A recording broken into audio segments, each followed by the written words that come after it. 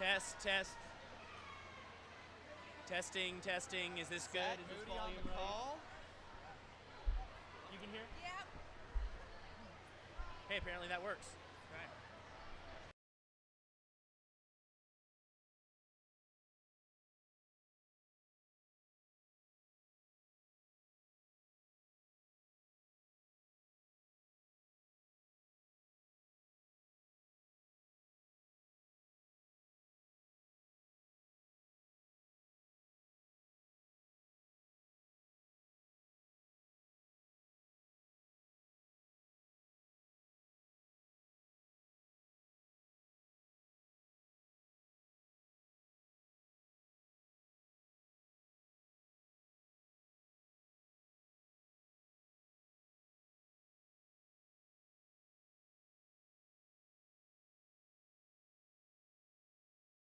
Welcome. We're going to have the national anthem in just a few minutes. We appreciate the city of North Charleston making us feel welcome again. This is our fifth city school. Thank you for hosting us. We'll have a few parent announcements after the national anthem.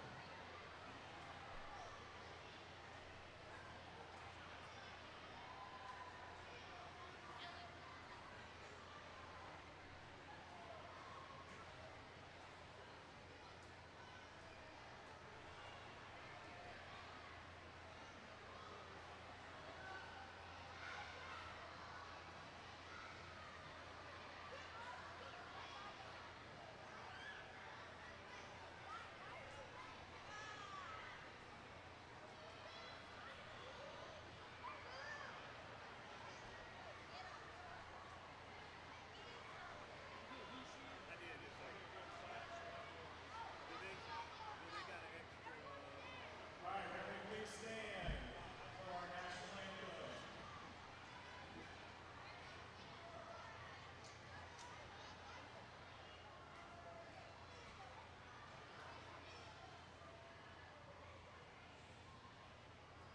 Oh, was it on there?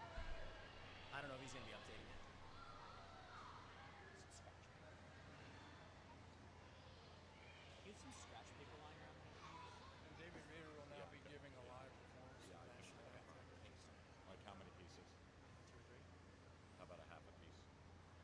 Okay. We need. I always think it's funny when Billy, I'm like, Billy, just press the button. Get it? Don't you know how to do it? I don't want to do it. It's just, I don't care if we ever do it. We pay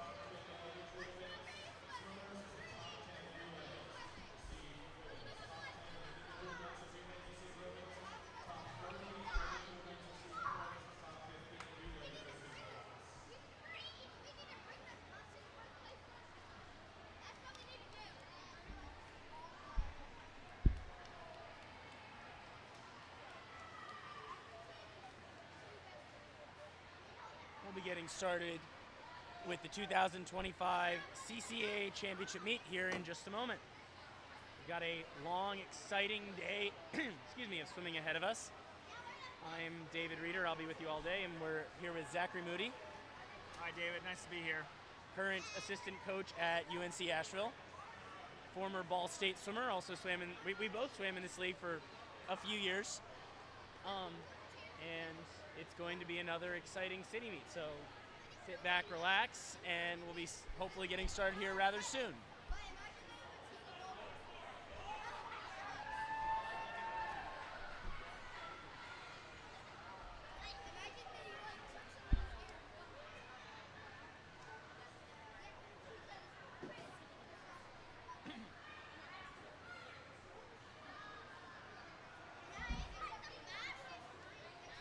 We'll remind you often, but the lanes work from the bottom of the screen to the top.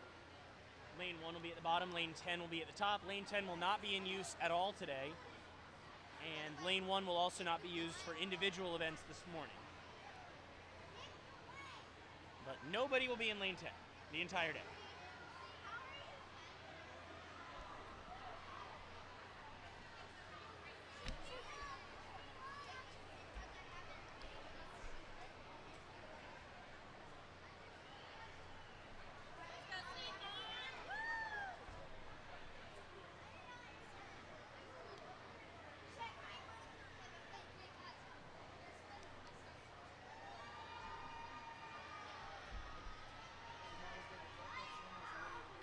Sorry, I didn't mean to throw it at you. I think someone got thrown up on the back of my leg, so I was trying not to like.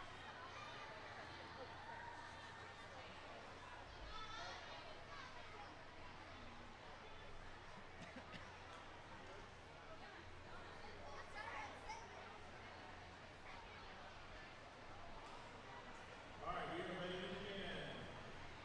Please remember again, never flash the photography during the start of any race. Parents, please remember that the area behind the starting blocks is off limits. Anyone who is not working at the meet. We know you want to take pictures and video, but we need your cooperation. Don't make us read it.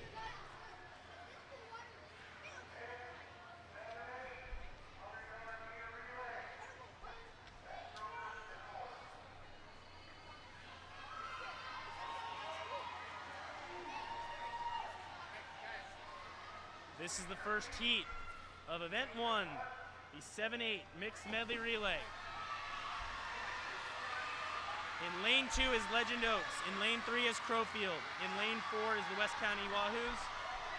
In 5 is James Island. 6 is Shadow Moss. 7 is Ashboro. 8 is Chamelon, and in lane 9 is the Country Club of Charleston. Again, lanes work from the bottom of the screen to the top. The mixed medley relay, 2 boys, 2 girls for each team. For the 8 and unders, 1 length of each stroke. And you see Shadow Moss out to a lead in this first heat. Times from the 2 heats will be combined to determine the placings. 62 points and an early lead to the winner of this event as Shadow Moss hits the halfway point in front of this heat by quite a bit. Any times we give you or that you see on your screen are unofficial, and you might see some of the younger ones not hit the pad quite hard enough. Hopefully they do. So we can see these times as James Island catches up to Shadow Moss on that butterfly leg. Shadow Moss now trying to reassert things and set the time to beat. It looks like the Sharks are going to take this heat here above the Stingrays. Their entry time was a 1:33.22. They go 1:24.03. Shadow Moss in 1:24.03. James Island in 1:26.23. And the Country Club coming in for third. Huge drops from everyone in that heat. David, they took 9 seconds off their entry time. How do we think they pulled that off? Steroids. No, I'm kidding. I did not say that. Hard work in the lead up to city meet. You'll see most of these teams are going to usually be dropping some time here today. And a lot of that comes from the energy that's in relays. You know, you get 3 of your teammates and you together, and you really just feed off each other, and you can lead to, you know, huge drops like that, which we just saw from both Shadow Moss and James Island in that first heat, as now we get into the second heat. And those teams poised to move up, though they're not nearly as fast as the top seeded teams in this event.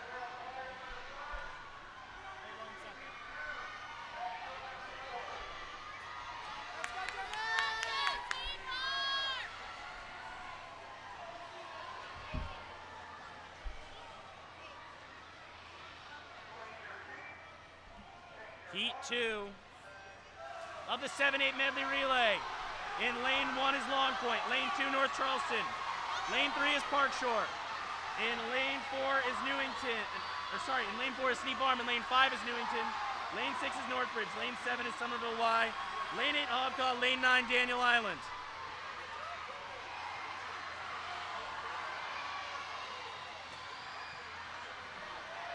And this is Newington with a slight lead. Toward the top with that Stars and Stripes cap is Daniel Island. Newington, Northbridge is right there, Sneap Farm is right there as well.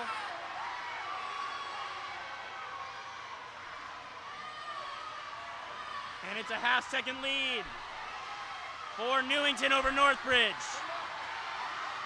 Sneap Farm looks to be pulling up alongside of Newington with that green cap. This is really close with those top teams, and we can't count out. You know what? Daniel Island is right there. Anyone's race here. Daniel Island, Northbridge, Newington. Maybe that order. Here comes the Somerville Y. Look at them go. It's Daniel Island, the Somerville Y, and then Newington. David, that is what we call outside smoke. Outside smoke, and I think we're going to see that quite a bit throughout the day because some of the Daniel Island relays are seated fairly low. The winning time there was 1:18.18 for Daniel Island. That is the overall winner. Second was the Somerville Y at 1:18.70. Newington taking third at 1:19.43. Followed by Northbridge. Fifth was, I believe fifth was North Charleston. All right, swimmers, can we have the 7-8 boys and girls freestyle to the clerk of course, please? 7-8 boys and girls freestyle, clerk of course.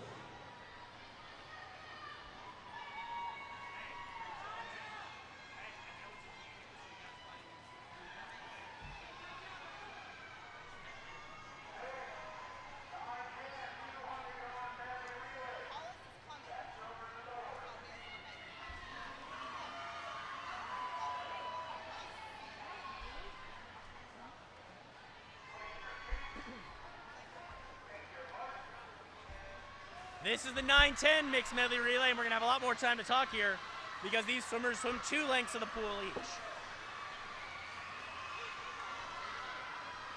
In lane 1 is lane 2 is the West County Wales. Lane 3 is James Island. Lane 4 is Ashboro. Lane 5 is Long Point. Lane 6 is Hobcaw. Lane 7 is Shadow Moss. Lane 8 Legend Oaks. Lane 9 is Shamrock.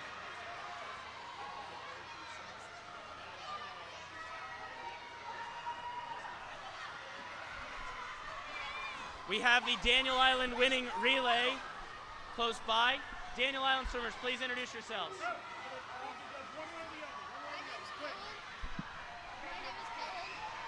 My name's Riley Gaston. My name's Nina Alter. How does this feel to win a relay from an outside lane?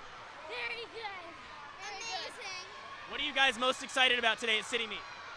Cheering on our friends and our team to see how much we improve. Congratulations. And Ashboro had the lead at the 50, but they've quickly been caught up to and passed by Long Point and Shadow Moss, it looks like, as we come into the end of the breaststroke. I wasn't even looking. Ashboro had the lead. Ashboro did have the lead after backstroke. That changed quickly. But that's the nature of the medley relay. You know, you have certain strength in different races. It can be a fun, exciting race, especially even at the Olympic level where that's now an event. Especially the younger swimmers. And we see here Long Point. Got to try and identify the caps. There's a lot of purple this year. I like purple. It's a good color. I guess you might associate it with certain teams. That's true, because I also think of Shadow Moss as usually purple, wearing purple t-shirts. Exactly, and hats. exactly. And, And they are wearing purple shirts. They are wearing purple shirts, although Long it doesn't Point. appear that Billy Buck is wearing a purple shirt. No, he's wearing a light blue shirt. Long Point is leading. Shadow Moss is second. Ashboro third. Again, trying to set the time to beat. To be seated in the top heat took a time under 2:40. We will see maybe just Long Point go that fast. Maybe Shadow Moss.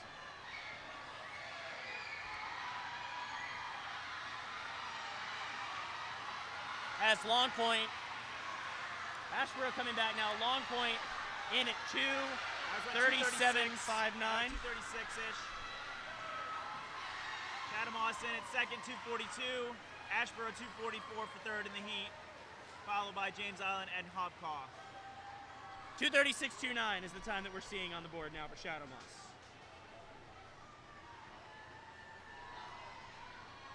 Again, that will move up. That time would have had them seated third going into the meet, David, so I wouldn't be surprised to see them with a top 5 finish here. No, I agreed.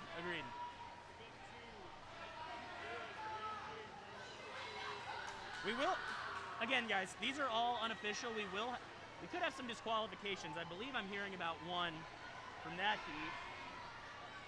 The most common reason for a disqualification, Zach, is what? On a relay, that would be a false start, when the swimmer on the blocks leaves before the other swimmer in the water touches. You got to be exceptionally careful. As we see the 910s for the fastest heat of the relay. I haven't heard any announcement on DQ yet, so... I don't think they'll announce them. We'll just see them on the results.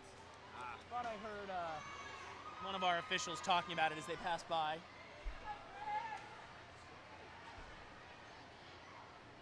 As we get set for Heat 2. And again, after this, we'll have a short break before we head into individual events. Heat 2, we have Park Shore in lane 1, Crowfield in 2, the Country Club of Charleston lane 3, North Charleston in 4, Northbridge Terrace, your top seed, 228.45.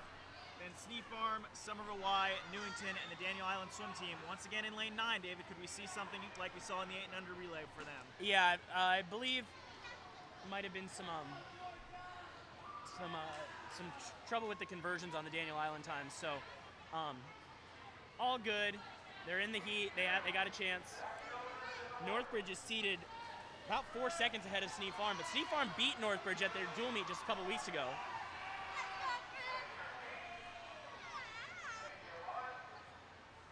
So this could be a good one here.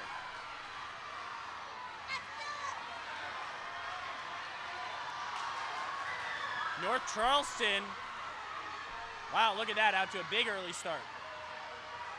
But like we saw in that last heat, we could see a lot of back and forth here.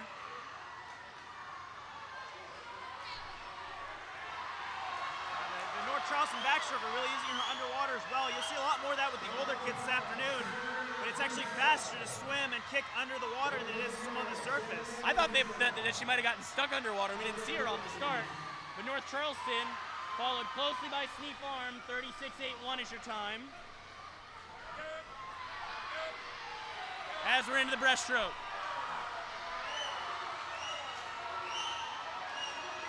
And here we see in lane 9, Daniel Island's breaststrokers making a move on the outside on those center teams.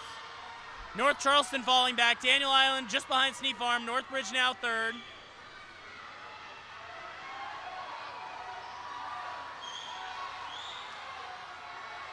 Looks like Snee Farm slightly. Daniel Island right there, though. Touching first at the halfway point is Daniel Island by 0.05 over Northbridge. Snee Farm is third. And we're out on the butterfly leg. Look at that smooth butterfly for Daniel Island there. And that's now a pretty significant lead. That's right, you really see him getting into his rhythm. He's got 2 kicks in the butterfly we want to see. Breathing every other stroke, which is pretty hard at this age. But he's pulling away from Is Snee Farm that and Northbridge going in the to middle. be enough? We'll find out here as we get set for these ankle. 31.8 for Daniel Island on the butterfly. That is impressive.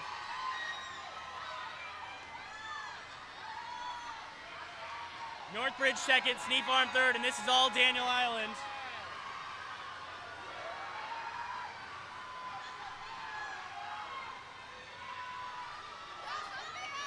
flying fish. Won't be a record or anything here. Northbridge pulling into a pretty clear second place. Daniel Island in 2:23.64. Northbridge at 2:26.00. Sneap Farm comes in third at 2:29.70. And a tie race in lane 1 between Crowfield and Park Shore for That's and a tie for tie. fifth. Look at that. Is that a 26.8 for Crowfield? Is that at? There's no way that's right. We'll have to check on that split there, but I'm guessing there was probably That a might have mispad. been That seems a little ambitious. As the heat finishes out here, Daniel Island another outside smoke relay win, followed by Northbridge and Sneap Farm. That gives the Flying Fish an early 128 points. you know, David, momentum is key in a lot of these meets. So how does it work for the Daniel Island team that they started off with 2 wins here on the relays? They'll know. They'll know. We're gonna have a quick break, but I will say so that if my math is correctly, let's pause for some quick math here. But I believe there's a tie for second right now between Sneap Farm and Northbridge, both at 104 points, which means Daniel Island is already 24 ahead. Pretty good place to be.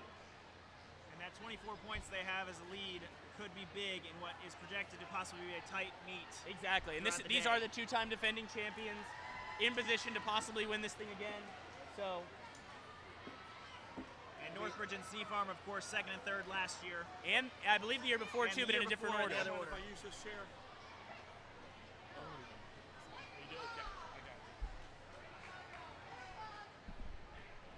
And we have swimmers from Daniel Island here. Tell us your names. Noella, Finn, Peter, Ruby. Guys, how excited are you to pull off this win? 2 relay wins for Daniel Island. Very. What were you thinking about before the race? I was just telling myself to kick hard and don't breathe in between the flags and just go. And what are you most excited for today? Probably the free relays. Yeah, free relays. Those are so fun. Well, we got a long way to go before that. Congratulations, Flying Fish. Thank you.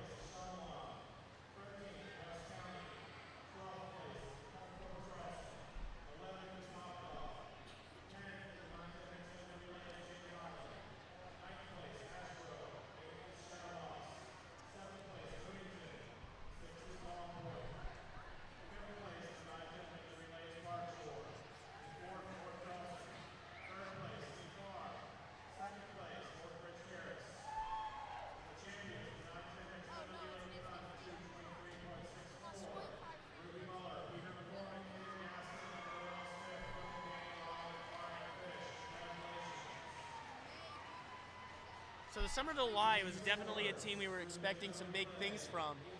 They were actually disqualified in that relay, which is a little bit of a setback after they did so well in that first relay. So we'll just keep an eye on that as we go through the day.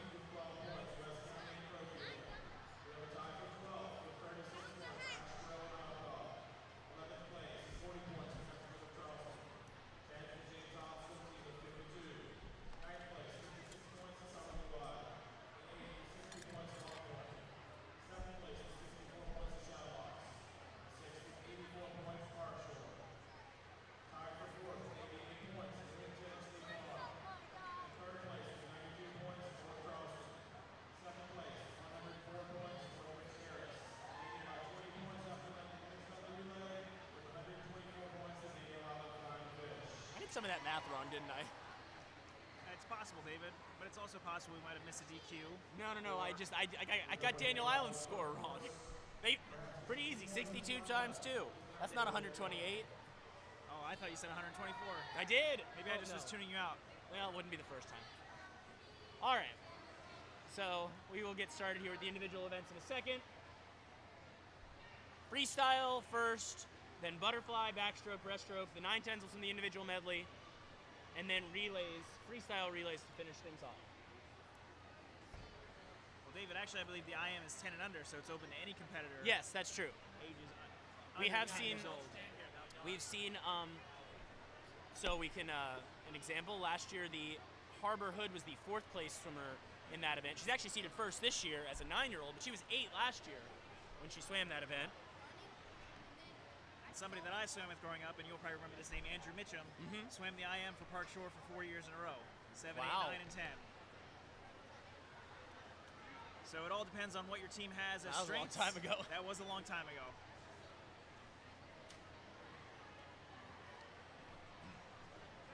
It all depends on what your team has strengths and Exactly. who's available.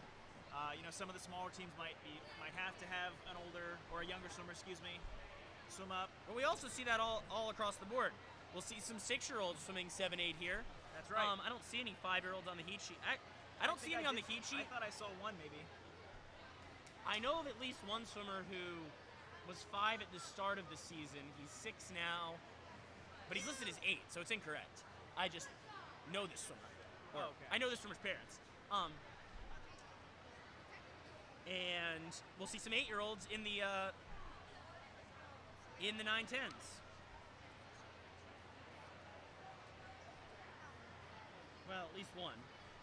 Right, but even more so this afternoon, some of those older age groups get a little bit thinner. Yep, agreed. And so we have some people that age up, as we call it. All right, I don't know what's. Hopefully we'll get started here in just a minute.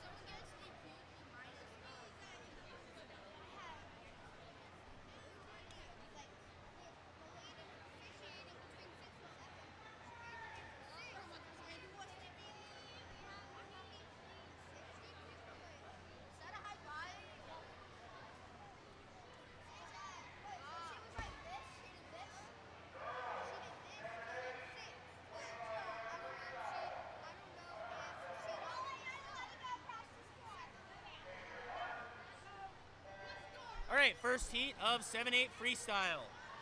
In lane 4, we have Emma Vigorous, West County Wahoos. Parker Archambault from Ashboro is in lane 5.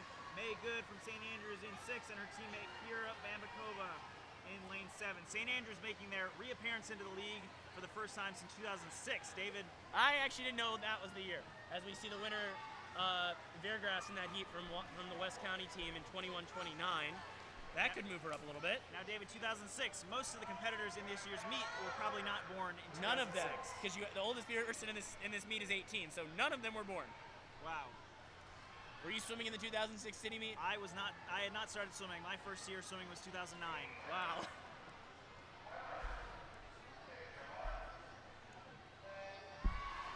Heat 2. Lane 2, Ava Tidwell. Lane 3, Ellie Higgins. Lane 4, June Doyle. Lane 5, Haley Miller. Lane 6, Kate Mullins.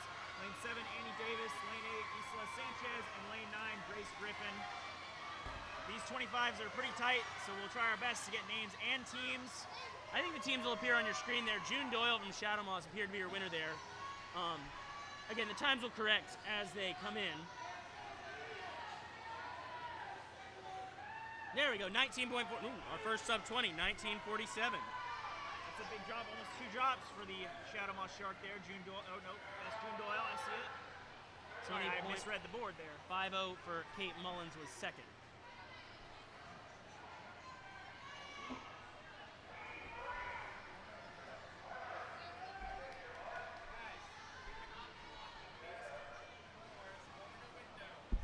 All right, and it's not a big deal that they're going into the water. You do get 1 false start in Summer League. You're not automatically DQ'd.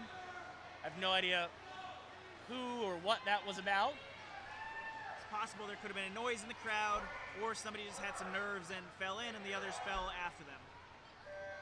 P3. P3, Henley Smith in lane 2, Eliza Morris in lane 3, Millie Ray lane 4, Elise Dawson lane 5, Ava Park lane 6, Ivy Noble lane 7, Sailor Paquette lane 8, and Kai Henderson in lane 9. All right, we have a nice 3-way race here in the middle. Millie Ray, Elise Dawson, and Ava Park. And that looks like the Somerville Y swimmer Ava Park, 1876, followed closely by the Park Shore Piranha Elise Dawson, 1892, and Millie Ray from Northbridge finishes third in that heat, 1920.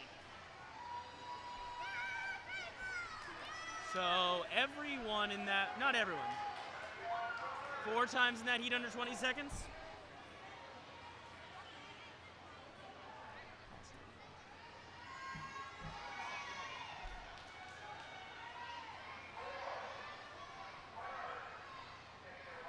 Heat 4, this is our second to last heat, our second fastest heat. Heat 4, Caroline Rush in lane 2, Elise Carricho in lane 3, Amelia Heimer in lane 4, Hadley Atkinson in lane 5, Izzy Dirks in lane 6, Maggie Seltzer in lane 7, Annalyn Wesser in lane 8, and Natalie Holder in lane 9. As it looks like the outside lanes in this heat. 16.98 for the Crowfield swimmer Caroline Rush. Wow, that's a big drop. Over a second, Natalie Holder taking second. That could put her in contention for a top 5. There's only a few swimmers that are seated under 17 in this last heat.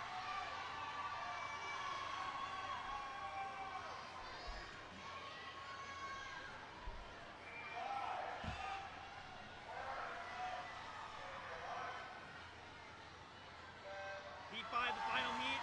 Alex Pomerantz in lane 2, Blakely Isbell in lane 3, Riley Gasson in lane 4, Birdie Burris in lane 5, your top seed. Olivia Keating in lane 6, Sloan Merritt lane 7, Scarlett Wallace in lane 8, and Barbara Bauer in lane 9. And the win will go to Riley Gaston, I think. We're gonna see these all in just a second. Oh, they switched it. Looks like maybe her teammate Olivia Keating might have just touched her out. 16:23 to 16:32. And a 1-2 finish for the Flying Fish. That's 60 points if that holds up. That is another big point gain for the Flying Fish. So we have that as Olivia Keating winning, Riley Gaston taking second, and Birdie Burris taking, third went to Sloan Merritt. Yep.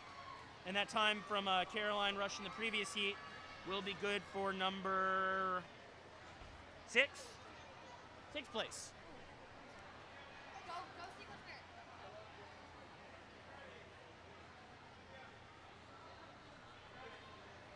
As we're going to move right into the boys event.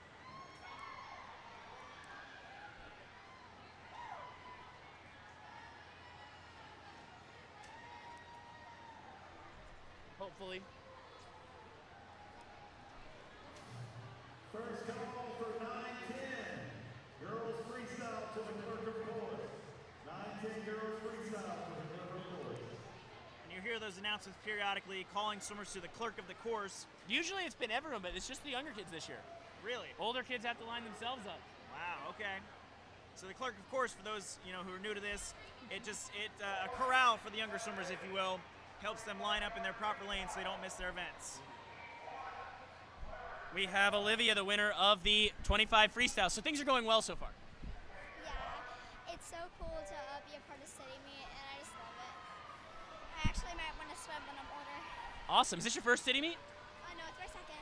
So what did you learn from last year that's helping you here? Try not to be nervous. This is fun. It's supposed to be fun, and it's like awesome to be a part of this. Well, an awesome swim. Congratulations. Thank you. And we see in this heat, Owen Tola from St. Andrews in 1. Wyatt Barrett, your winner from West County, is in 4. Wyatt Barrett's in 5. Liam Maldonado from Chamelon is in 6, and Owen Gasparovich is in 7. And despite an unfortunate goggle mishap, it looked like our winner of that heat there, Wyatt Barrett, was eating his goggles. He still managed to take the win and cut about 3.5 seconds off his seed time. I wonder what the policy is on. I know you're not supposed to wear year-round caps in Summer League. What about wearing Masters team caps? Have you seen a Masters team cap? The swimmer in lane 7 was wearing his mom's Masters cap. I see that now. Palmetto Masters. Well, there's only one Masters team in Charleston, so we can assume everyone will support them.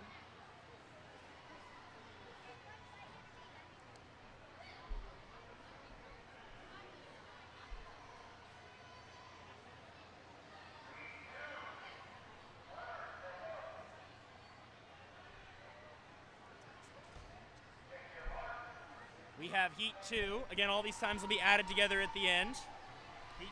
Lane 2, excuse me. Eli Mann in lane 2. Abdil Rodriguez, lane 3. Maxwell Clark in lane 4. Elias Carson, lane 5. Ben Williams, lane 6.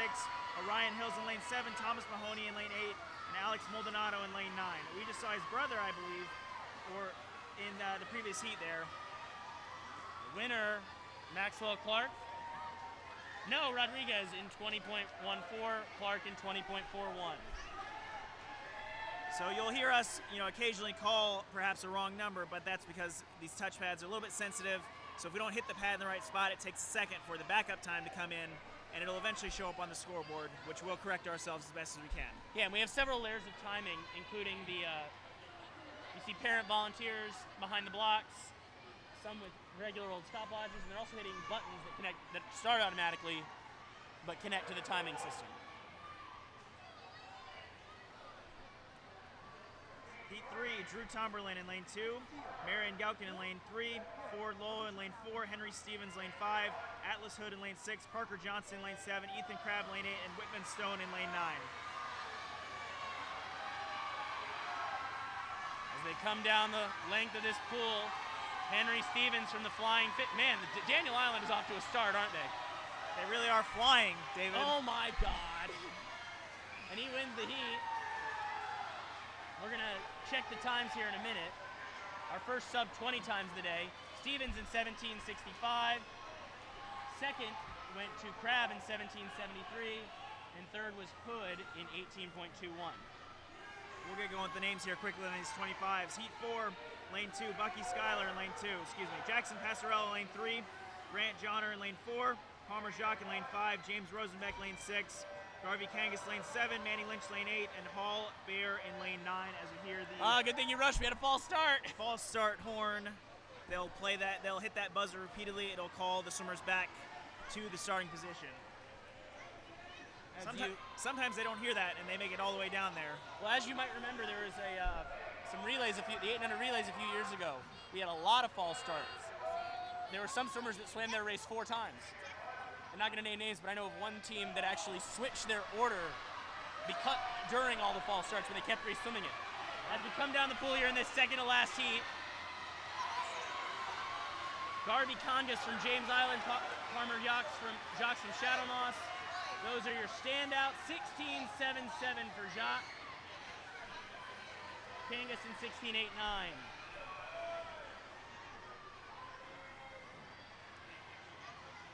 Heat 5, the top heat coming up. William Chapman in lane 2, Kellen Merrick in lane 3, Sam Doty in lane 4, Ian Buscana in lane 5, James Kern in lane 6, Ezra Beekman in lane 7, Hogan Harrison in lane 8, Allison Matthews in lane 9. Now, David, I circled Ian Buscana here from the Summer Y. This is a race that we could see a record. He's only 4/10 seated off the city record set in 2017 by Jackson Muller. Oh man, you just can't catch a break here. Unfortunately, the Newington swimmer Ellison Matthews is rolling here. He's gonna get a nice warm-up swim. Might have to start with the 9:10 girls before he comes in. 16:37, which is a drop, doesn't count. No, he was about to swim back. Yeah, he should get out and walk back so he takes a little bit of time to recover. As we'll wait for him to get back down so we can start. Well, I guess he has to come this way. Well, he's got to go. His lane is over on that side of the pool, David. It wouldn't make sense for him to walk all the way around. Is he just gonna go right now? Hey, can we just count that? That was pretty good. That'd be our fastest time so far. And with the suit strings untied. You know, Caleb Dressel used to leave his strings out. He did? Maybe that's a sign of somebody really fast. Or maybe that's a sign of being 8 years old. That too.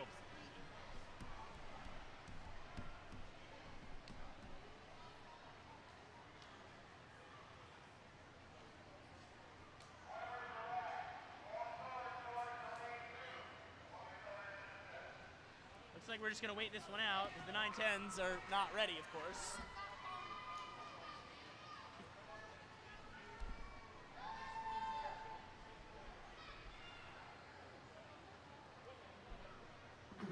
Final call, 9-10 girls freestyle. Clerk of course, final call. Also, we're calling the 9-10 boys freestyle to the clerk of course. 9-10 boys.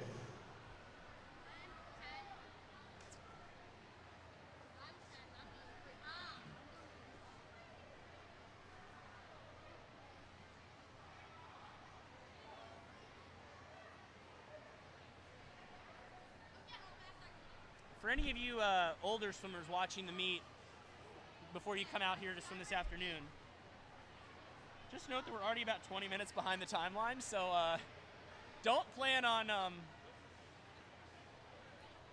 mean, warm-up should still start on time, but if you're getting here at 12:30, expect to see some cars in the parking lot.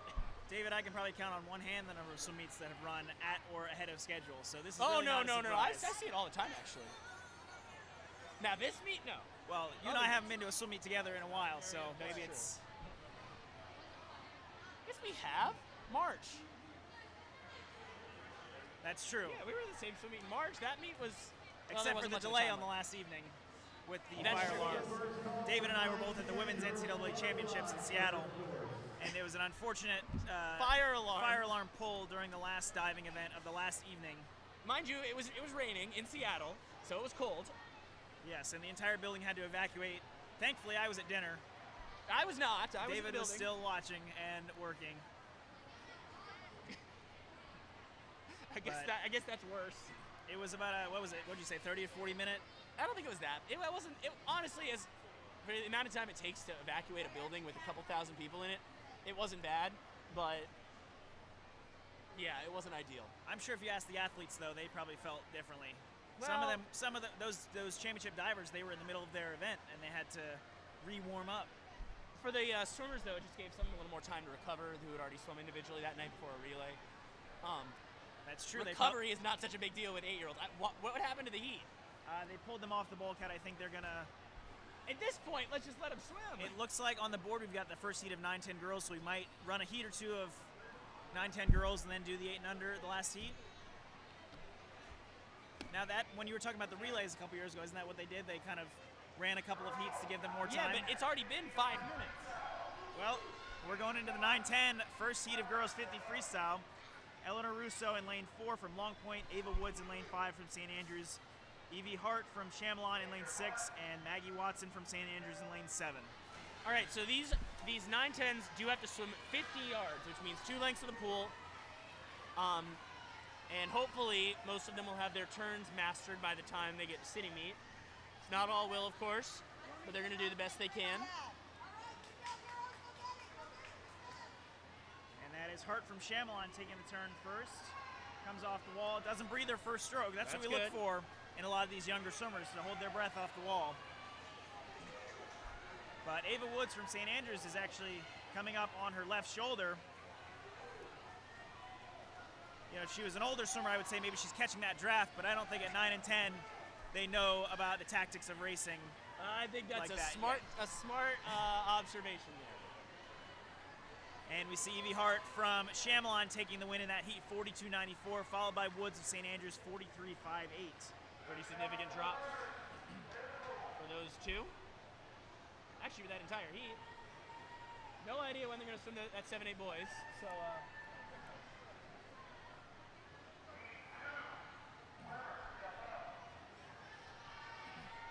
Heat 2 on the blocks, Adeline Harris from Crowfield in lane 2, Ella Kate Stubbs from Ashboro in lane 3, Emerson Perry from the West County Wahoos in lane 4, Georgia Hawkins in lane 5 from Hobcaw, Quinn Woods from Chamelon in lane 6, Ella Vandernoot from Legend Oaks in lane 7, Syka Yates from West County in lane 8, and Catherine Crawford from Legend Oaks in lane 9.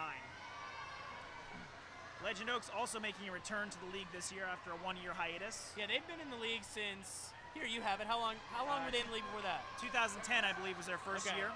I believe they took a lot of the team that was previously at Quail Arbor and moved over to Legend Oaks. Again, this was a long time ago, obviously. Out last year, but now they are back. As you see, Georgia Hawkins from Hogpaw looks like she's going to take the win here in Heat 2. 38-45. Just a little bit off her seat time. Ella Kate Stubbs is second for Ashboro.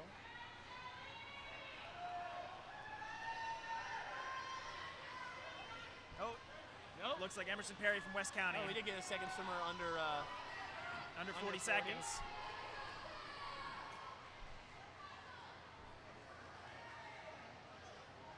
And it looks like the last seed of 7-8 boys is back on the bulkhead. And the timers are telling the 9-10 girls that we're going to swim. It looks like we're going to swim this last seed of boys. Let's do it.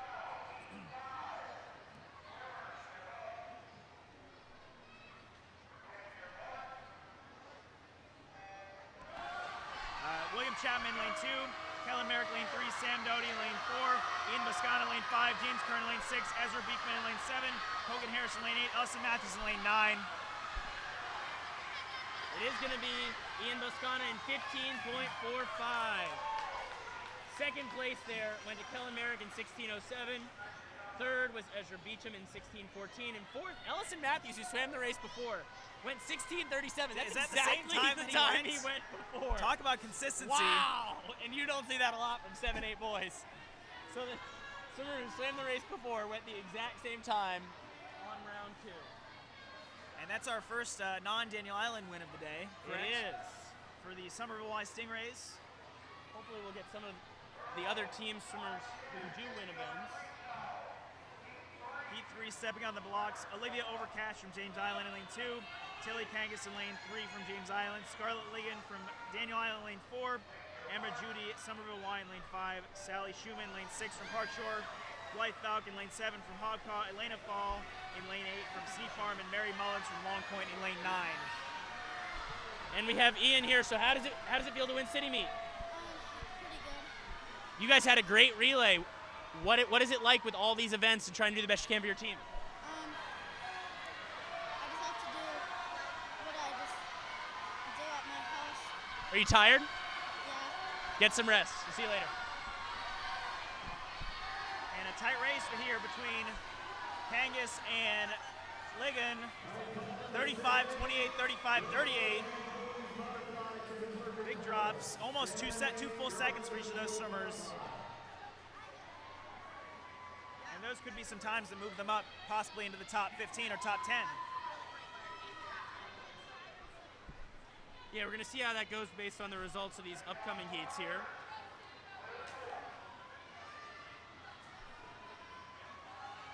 Again, lanes work from the bottom of your screen to the top. 2 swimmers per team. Your fastest seeded swimmers are going to be in the last heat, but any of the times, they're all added together, and those will be the results that are produced. Lane 2 from Somerville Y, Sophia Rhodes Stragiotti. Sadie Malcolm from Sneak Farm in lane 3. Aria Davis from Ashboro in lane 4. Eliza Gregory in lane 5 from the Country Club. Autumn Hezekiah from Crowfield in lane 6. Penelope Boyd in lane 7 from Park Shore. Nora Heimer from lane 8 in Newington. And Abigail Boucher from Shadow Moss in lane 9. The Crowfield swimmer, Autumn Hezekiah. And the Steve Farm swimmer, Sadie Malcolm, yeah. They're coming into the wall trying to put up these times, 32.60, 32.99. Those, we had your top 5 times in that heat.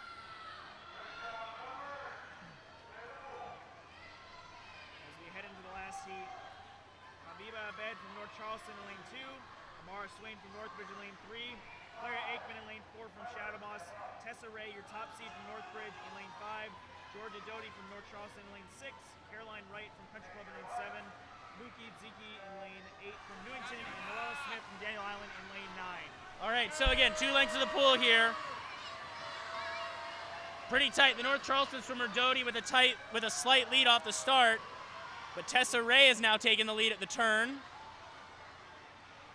She came in seated almost a second and a half ahead of this heat. She swam anchor on Northbridge's medley relay to have them finish second. She did, and she's gonna win this event in a time of 30.34. Doty second, Abed third, so North Charleston goes 2-3 in this event.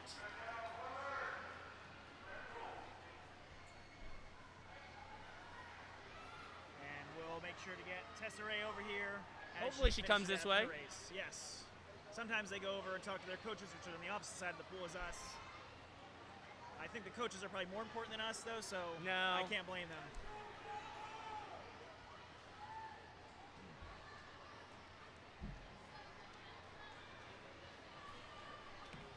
We'll make sure that we get that sorted out in future events.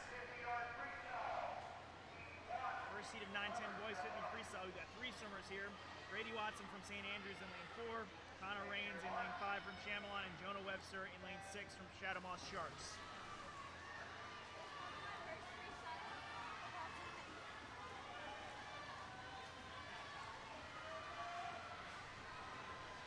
I've got to say, these two swimmers, Rains and Webster, they have an incredible kick behind them. Something that I never achieved throughout my years of swimming. Webster is seated. Oh, so, excuse me. Yeah, 43.8. He's going to go a lot faster than that. Looking to possibly break 40 here. Not And quite. We'll have to wait on the time for that.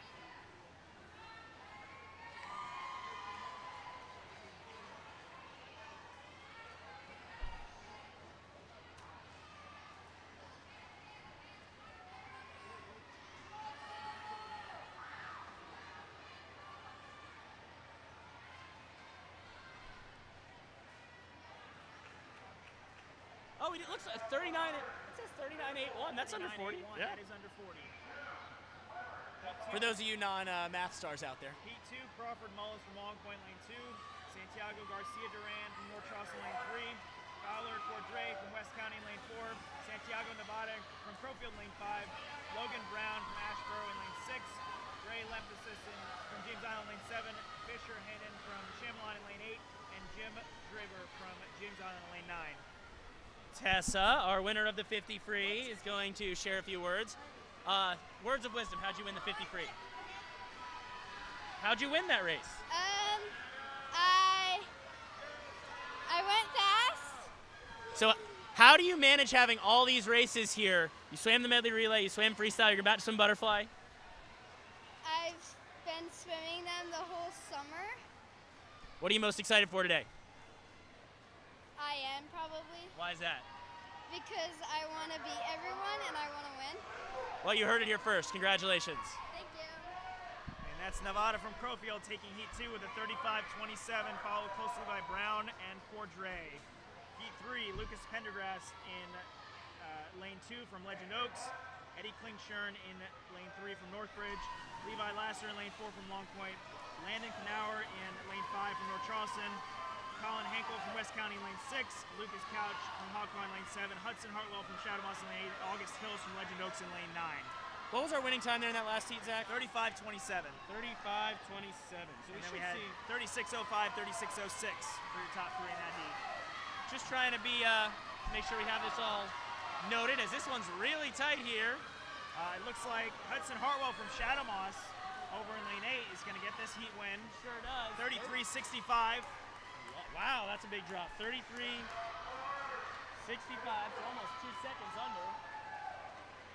4 swimmers under 35 in that heat.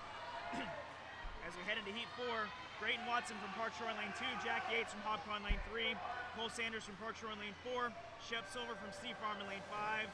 We have a false As the start. false start horn goes off, I will slow it down a little bit. Chris Lazinski from Somerville Y in lane 6, Declan Miller from Northbridge in lane 7, Josh Thompson from Newington in lane 8, and Taven Schmidt from Daniel Island in lane 9.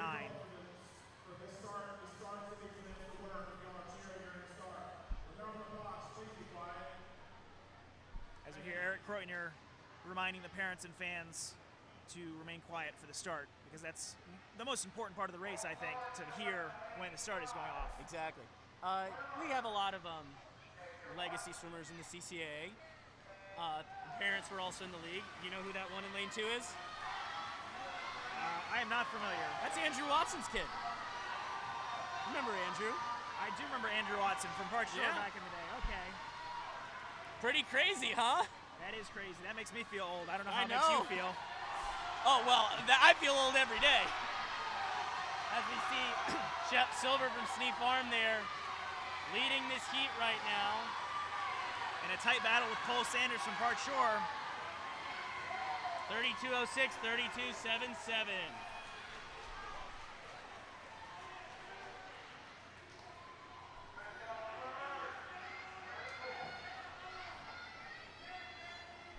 Final heat of 9-10 boys 50 freestyle. Lane 2, Kellen Kane from Daniel Island. Lane 3, Jake Solinsky from Ashboro. Lane 4, Grady Smith from Snee Farm. Lane 5, your top seed, CJ Frederick from the Somerville Y. Lane 6, Blake Williams from Crowfield.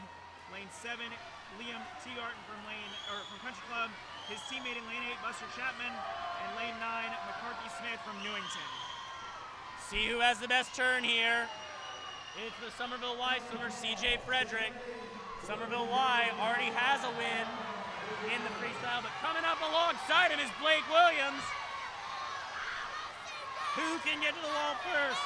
The Somerville Y swimmer, CJ Frederick in 31:04. Williams second, Smith is third. And the Somerville Y team section is right behind us, so I hear a lot of cheering for CJ off to my right shoulder. Deservedly so. And that's another win for the Stingrays. They won the 825, the boys freestyle, 25 freestyle, and now the 9-10 boys freestyle. We'll see if we can get CJ before we take a brief break.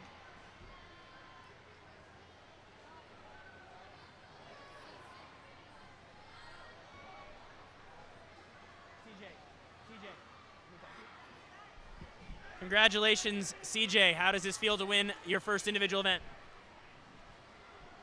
I don't know. You excited? Yeah. What else are you swimming today? I'm swimming in a 100 IM and a 50 breast. So what are you going to do between now and your other races to try and win again? I'm going to sit down and eat a banana. Eat a banana. You heard it here first. Congratulations. And we'll be back in just a minute. Butterfly up next.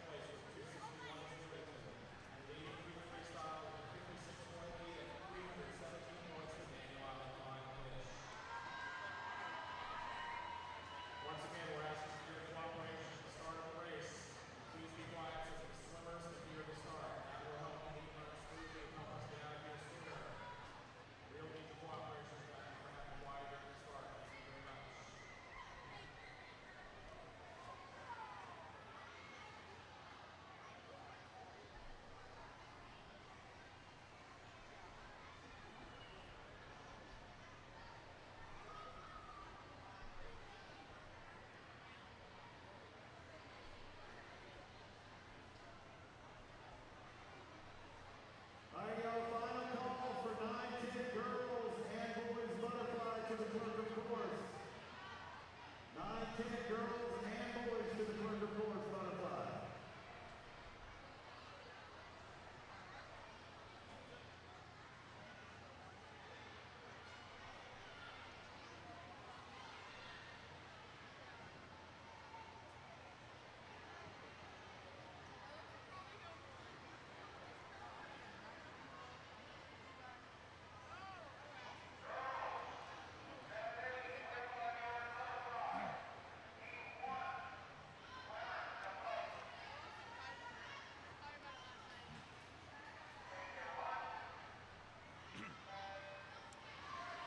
As we resume competition, we have Heat 1 of the girls 7-8-25 butterfly.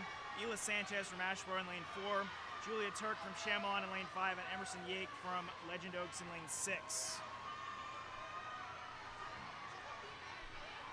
Now, many would consider butterfly one of the hardest strokes, but it also can be the most beautiful stroke because you have to have both arms going simultaneously and both legs as Julia Turk touches the wall first, 27.53, cutting about 3 seconds off her entry time to win Heat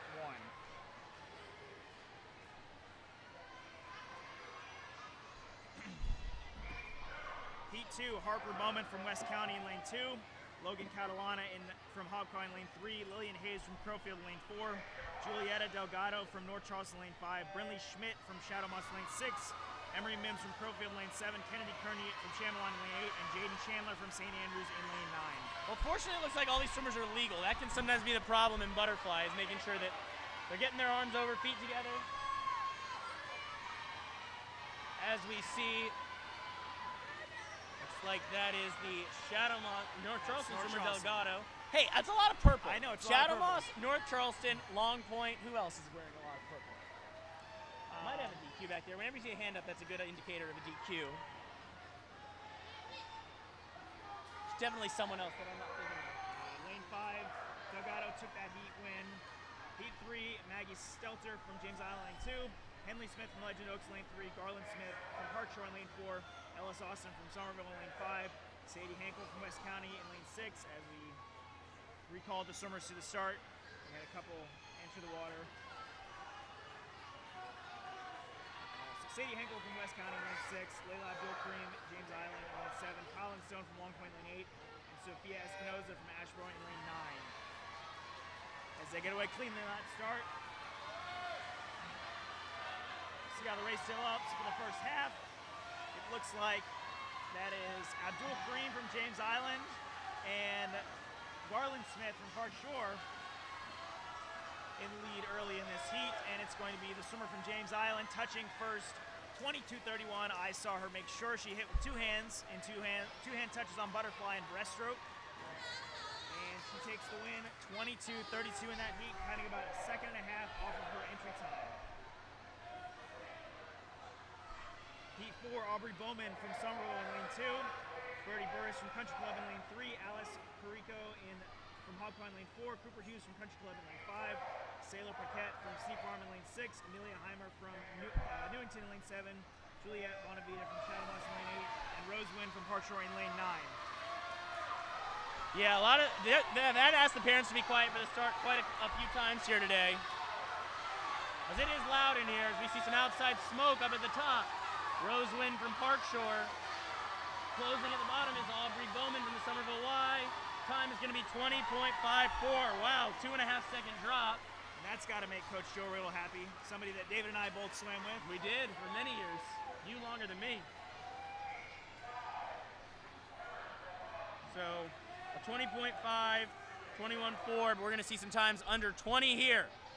Charlotte Choi from Long Point lane 2, Scarlett Wallace from Northridge lane 3, Nina Alden from Daniel Island lane 4, Peggy Lotta, your top seed from Northridge in lane 5, Riley Gaston from Daniel Island lane 6, McKay Osborne from Sea Farm lane 7, Natalie Bowler from North Charleston lane 8, Sloan Mayer from Newington in lane 9, as the win goes to Peggy Lotta from Northbridge, 17.48. Coming in with a really nice swim there to win the event by about 7/10. We're going to see more from Peggy later on. She's also your top seed in breaststroke. She wins butterfly. No, backstroke, not breaststroke. She's also the top seed in backstroke. Yeah, I said breaststroke. She's probably would be, but she's not. She swam breaststroke on the medley relay. It was, what, 4th place? Well, you can only do 2 events, 2 individual events plus an IM here. So Coach Mike Walsh from Northbridge is forced to choose what works for his team best. As we head into the 7-8 boys, 25 freestyle, we've got a Butterfly. Excuse me. We're not going back in time, are we? We've got a full heat in heat 1. Alex Moldondo from Chamelon, lane 2. Reese French from Legend Oaks in lane 3. Foster Ertz from Dandelion, lane 4. Gunnar Ball, a 6-year-old from Crowfield in lane 5. Tanner Yazinski from Legend Oaks in lane 6. David Holder from North Charleston in lane 7. Lane Tucker and Chamelon in lane 8. And another 6-year-old Parker Murphy from the Somerville Y in lane 9. And that looks to be David Holder, the 6-year-old from North Charleston. I almost called that about 3 different teams. Dominating win. 21:39 is the time we're showing on the board. That would be a 7.5-second drop. David, Okay. when I was 6, I couldn't do butterfly. I definitely couldn't do butterfly. We got a lot of drops there. 24-4 for Foster Ertz for DI. And that's just Grady for the team that's already winning by quite a bit. 21:39, David, would have him seated in the top heat. It would. So we'll see if that can hold up into the top 10. We've had a lot of swimmers dropping time here today. See, that's the analysis that you pay for when you watch this stream, except it's free, so I guess you're... We have signs up everywhere that say quiet. Unfortunately, some of the older swimmers from North Charleston don't seem to see those signs, so that's what that was. Well, David, they're excited for their teammate, and I can't blame them. I was kind of hoping they'd hear me when I said that. Heat 2, we have Davis Gardella from West County in lane 2, Sammy Merritt from Newington in lane 3, his teammate Liam Case in lane 4, William Chapman from the Country Club lane 5, Colin Bradley from Long Point lane 6, Sully Watts in the lane 7 from North Charleston, Grant Gamler from James Island lane 8, and Daniel Fernandez from Long Point lane 9. Newington with those trademark pink shark caps. I love to see those every year. Well, they don't wear them in the regular season. Regular season, they're wearing blue caps with NST on them. Wow, Come to City Meet. You've got to earn your pink shark cap. Another big drop, 20.24. As you see Liam Case from Newington take the win. And correct me if I'm wrong, David, I don't think he's wearing goggles. I don't know if that's intentional or exactly. Perhaps they're around his neck. That I do not know. But goggles are not a requirement in this sport. They really help, but not a requirement. Second was Sully Watts. Third was William Chapman. I'm not sure about Sammy Merritt there. It says 37.7. He did not go 37.7. I love how you have it, like the entire thing scored out on your heat sheet. That's impressive. See a lot of those yellow DQ slips, which means these results are very, very unofficial. Heat 3, Grant Johnner from Hobcoin lane 2. Parker Aarons from Hartshorn lane 3. Stand up, fall in. A couple swimmers go in. Hogan Harrison from Ashboro in lane 4. Ezra Beekman from Somerville in lane 5.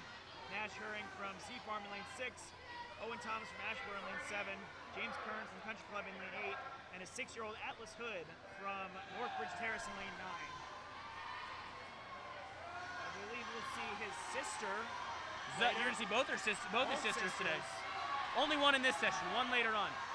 And we have the leader there in lane, I think that's maybe 5? Lane 3 or lane 5. Ezra Beecham. Somerville Y with a strong performance today, 21.82. Agreed. Although, as we see a hand go up, some of those times from the earlier heats are still faster than these. So just because you win your heat doesn't mean you beat the people ahead of you. And so No, because we'll have to wait until all the results are compiled to see. The top time is still that North Charleston swimmer, David Holder.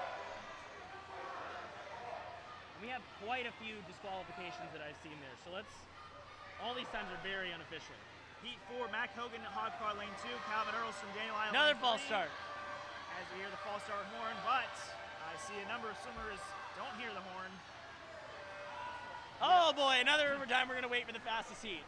You know, David, in the days of the JCC in Crowfield, we used to have a rope at halfway to drop, but I think that might be an antiquated piece of technology. 18:07 was your non-winning time there for Garvey Kangas, who is your top seed at 18 flat. Top seed by a lot, I might add. But we'll go through those lanes again. Mac Hogan again. No, no, Hopper. no, no, no. We'll No wait. point. No point. Okay. We got a ways. Chill out.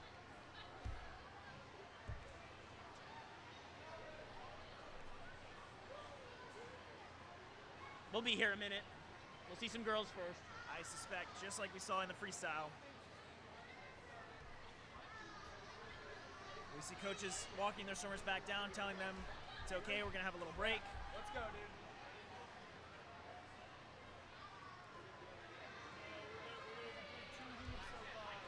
The good news is we need to take about 10 minutes to talk about it first.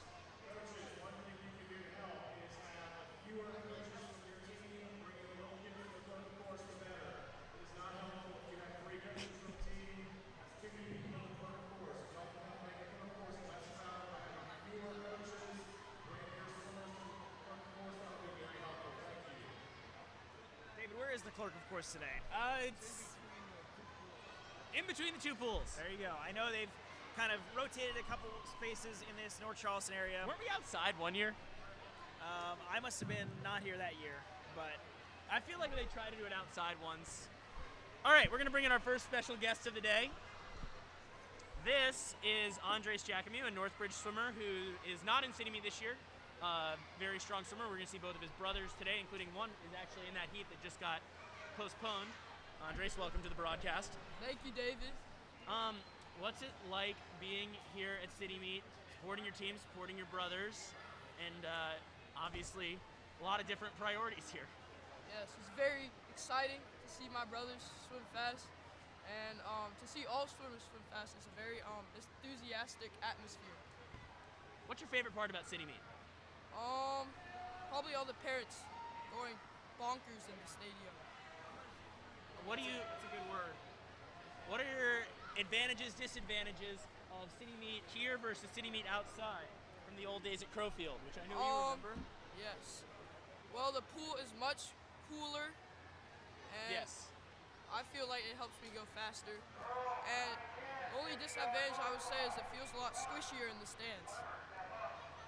We're going to start with our 9-10 girls butterfly. Lane 4, Maria Schwinn from Chamelon, her teammate Heidi Bamberg in lane 5, and Ava Woods from St. Andrews in lane 6. So, Andres, when you turn 9, obviously many, many years ago, what was it like learning how to swim a 50 butterfly for the first time? It was very difficult to get both arms moving simultaneously at the same time while trying to do the kick, as well as the turn touching with two hands as opposed to a normal flip turn for backstroke or freestyle. So it was definitely more difficult than most strokes. So what are these swimmers feeling now as they are nowhere near the wall and probably in a lot of pain? Yeah, very exhausting stroke. You want to keep your head down as much as possible to try to conserve any energy throughout this race. Maria Schwinn from Chamelon is going to come in first here. She's seated at 110.08. I feel pretty good about her dropping from that. Both the Chamelon swimmers. No, just Schwinn is going to go best time here.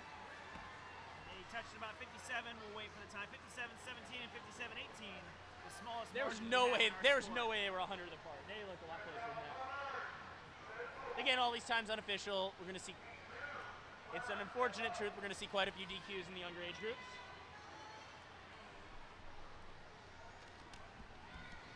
Heat 2, Bianca Thomas from Crowfield lane 2, Sadie Stelter from James Island lane 3, Kate Grimes from Newington lane 4, Lena Bartz from Ashboro in lane 5, Ellie Fulmer from Chamelon in lane 6, Lily Murphy, from Somerville Y in lane 7, Jenna Kunzel from West County in lane 8, and Elle French from Legend Oaks in lane 9.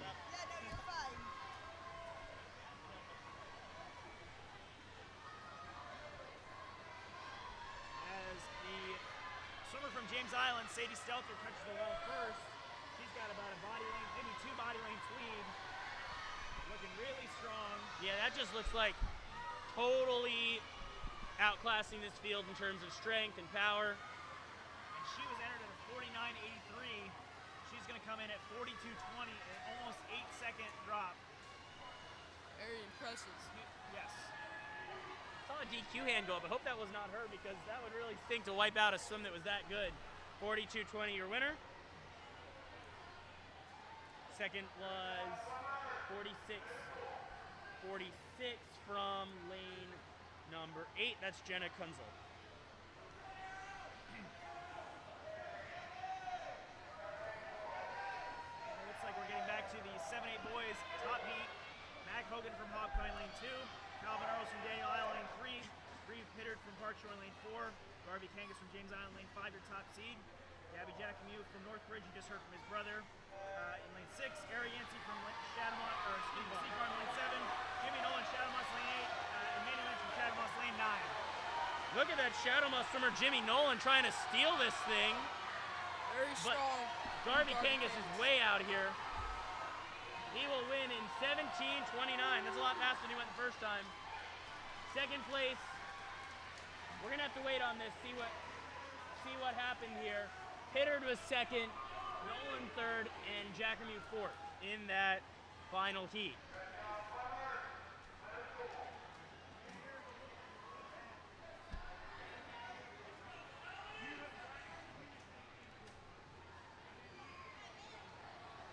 So we're gonna hopefully get a word with our winners.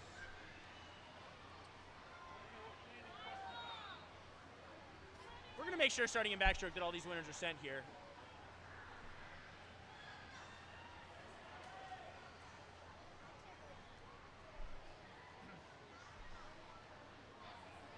We're gonna head back to the girls, 3 more heats to go.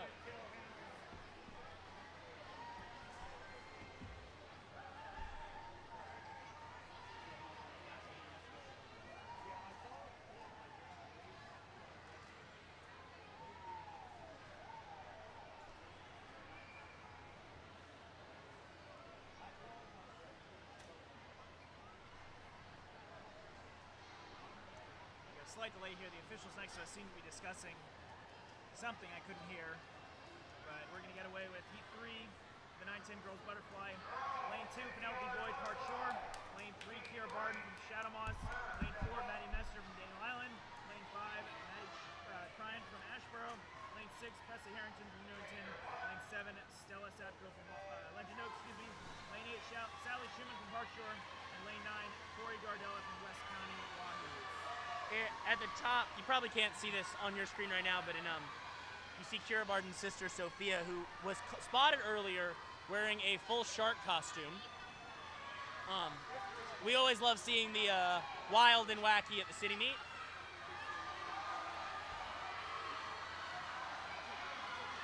What a way to support your team than by dressing up like your team mascot. Exactly. Almost all the teams in this league can do that. I'm trying to think of one that can't. As we see the Legend Oak swimmer Stella Sapko trying to come into the wall first in this heat. She will. Looked like she might have got, I don't think she was under 40. We'll hit the official time there in a minute. 41:46. But to get back to your trivia there that I just gave you, David, Sea Farm has no mascot. That's true. Just the Sea Farm swim team. Okay, we might have to go through this and figure out who can't, like, well, West County, what is a wahoo? Wahoo's a fish. Okay, you can dress up as that. We got some stingrays, we got some sharks, piranhas, barracudas, fins. Now, are we talking about the fin on a fish, or are we talking about the fins that you wear when you swim? Almost doesn't matter. Go ahead. Heat 4, we got Mary Rose Beck from Sea Farm in lane 2, Cora McIntosh from lane 3 from James Island, lane 4 is Lee Bullwinkle from Hong Kong, lane 5, Blair Bradley from Long Point, lane 6, Sadie Malcolm from Sea Farm, lane 7, Caitlin Hodges from Cofield, lane 8, Mary Edmonds from Hong Kong, lane 9, Noella Smith from Daniel Island. Now, David, which purple team is this in the lead? Long Point. I recognize that. From Long Point, Shadow Moss, North Charleston. Strong finish by Cora. Yeah, it was 37.80. Looks like it's the Heat win, 37.80. That James drops Island 4 Stingrays. seconds from her seed time. Second is Bradley in 38.22. As we get set for the top heat here, lane 2, Merritt Wildstein from Country Club. Lane 3, Camilla Fernandez from Long Point. Lane 4, Avery Schrader from North Charleston. Lane 5, Avery Brown, your top seed from Somerville Y. Lane 6, Tessa Ray from Northbridge. Lane 7, Harbor Hood from Northbridge. Lane 8, Habiba Abed from North Charleston. Lane 9, Caroline Wright from the Country Club. Trying to have our first double winner today. or at least individually. We saw it once or twice from the Daniel Island swimmers, and Tessa Ray is out there right now. Northbridge is close to a 1-2 at this point with her teammate Harbor Hood right there, but that is a long point swimmer. I got that this time in lane 3, who's right there as well. Looks like Tessa will take this one though. Yeah, she's way out ahead here. Harbor trying to finish second as well. It's gonna be tight for second, 34-ish. 34.50, Northbridge did go 1-2 there. Tessa Ray 34.50, Harbor Hood 35.47, and third was Fernandez in 35.90. That's a big 1-2 finish, 60 points for the Killer Whales. Great finish by Harbor at the very end. Yeah, it was pretty tight amongst those swimmers, but she ended up getting it by a half second.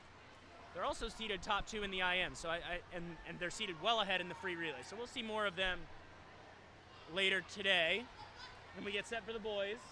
Heat 1 of the boys, Connor Rains from Chamelon in lane 4, Davis Yadigan from James Island lane 5, and Elan Ryder from West County in lane 6. Davis is the son of Bora Yadigan, the former College of Charleston coach. I thought that might be That is, yes. Yeah, my hand disappeared when I was 8.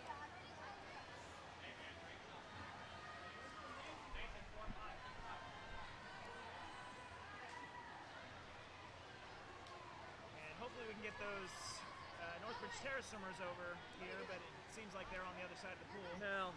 Taking a photo though, 1-2, you gotta take the photo. I don't know where you're looking. I'm looking right behind, Put your goggles walking behind the lifeguard stand now. Right there. Oh yeah, what do you know? That's fine. We'll get him later. Like I said, we'll talk to Next, we'll find them on a break. Well, we'll also find a way to make sure that they get sent over here with your heat winner, anyone with the heat winner ribbons in the last heat, because that'll be your winner 99 times out of 100. So Tessa is our first double individual winner. That's of the correct, day. yeah. And we'll have a really good chance at a triple crown in the individual medley. That's the ultimate goal, is meet records and triple crown winners, as you see Davis Yadigan in 58.81. I think the swimmer from West County touched first, but we'll have to see if the board resets. So you can only swim 2 strokes plus relays and the individual medley. Yes. In some of the smaller teams, you can swim 3 strokes in a dual meet, but not at city meet. Heat 2, Fisher Heinen from Chamelon, lane 2, or excuse me, lane 3. Another Lane Oh, very big false start. false start here. Oh, no, blasted it. Hit They the stopped too early.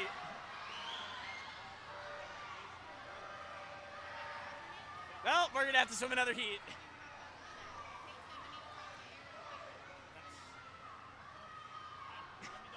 As a swimmer, you can never know if the refs are cheering you on or trying to stop you. The refs aren't cheering you on. I think a That's hand in what the I water think. is usually a good sign of you need to get out.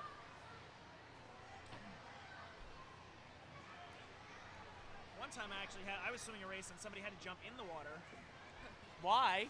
There was lightning during the race. This was at a club swim meet.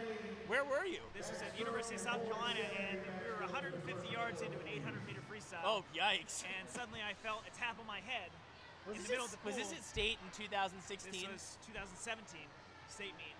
So I remember there was a delay in 16. I didn't remember one in 17. Interesting.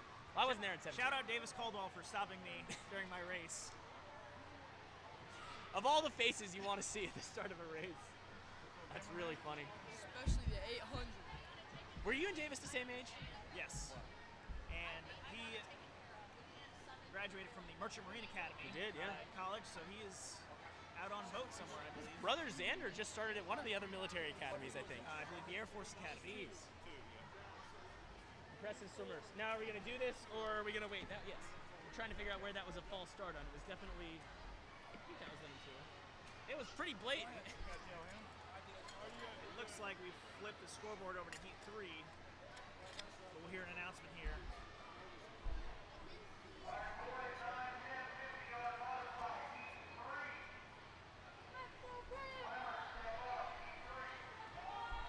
And we're going to get away to Heat 3.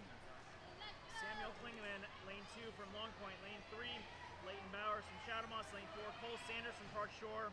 Lane 5, Logan Brown from Ashboro. Lane 6, Chris Lizinski from Somerville Y. Lane 7, Grant Lovelace from Ashboro. Lane 8, Hunter Clark from Crowfield. Lane 9, Grayson Tidwell from Long Point.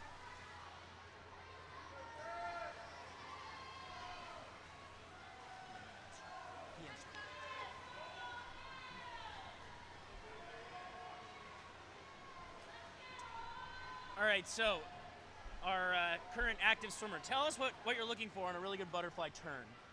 Good butterfly turn. You want to stay low as you turn, and you want to have a very powerful push so you can get good dolphin kicks. Those are key to getting far out.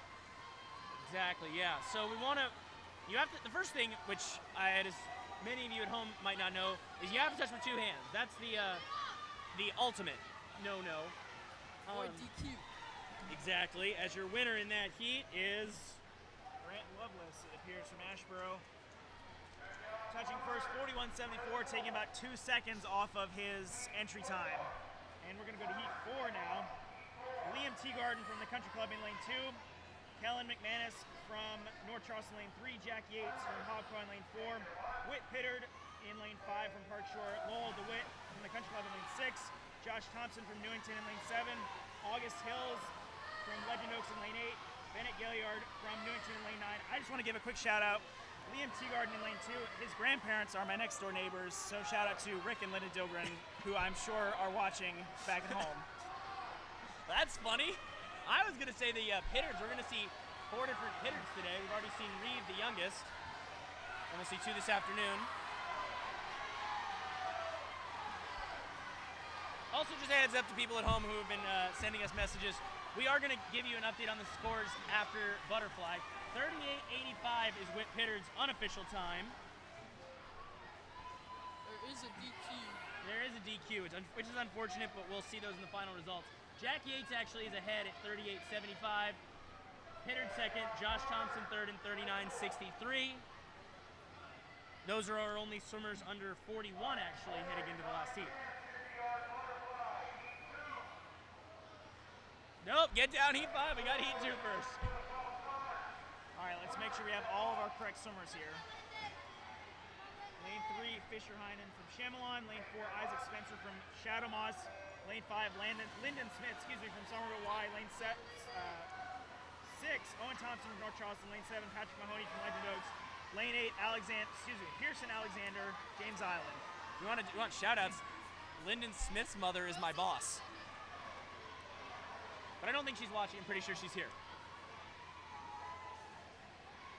As we see Owen Thompson from The DQ hand goes up. Owen Thompson from Long Point, Shadow Moss, North Charleston. Should we just call them all the purple teams now? Just the purple team. Purple team. Team Purple. I think that's doing a disservice to our fans back at home. Yeah, it I'm is. told they have graphics on the screen. Yes, I am too. That is North Charleston. 44.84. No, but the North Charleston and Long Point caps especially are identical. Aren't they? Yes. I mean, like, I'm not making this up. And Shadow Moss isn't too far behind, too. That's what I'm saying. Contest. That's Owen Thompson from North Charleston touching first, 44.84. Set nearly 7 seconds off his entry time. Like, if I see a green cap, who do you think? What do you think when you think of green? If I see green, I think James Island. If you see yellow, who do you think of? Yellow is Park Shore or Steve Farm. No, Steve Farm's green here. Crowfield is also yellow. But right, true. it's what comes to mind. If you see navy blue, what do you think of? Yeah. You think of Daniel Island, which is already in the lead here. Heat 5, lane 2, Connor Houghton from Steve Farm. Declan Miller from Northbridge in lane 3. Brady Smith from Steve Farm lane 4. Finn Gaston from Daniel Island, your top seed in lane 5. Peter McCormick from Daniel Island in lane 6. William Toderon from Hawthorne lane 7. Blake Williams from Crowfield lane 8. And Grady Hodge from Northbridge in lane 9. Hodge can be tricky. Well done. Finn Gaston, I think, was the butterfly on the Daniel Island medley relay. Doesn't matter. They're 1-2 here in 32.37. McCormick is second in 37.71. Strong times from both. Declan Miller from Northbridge taking third.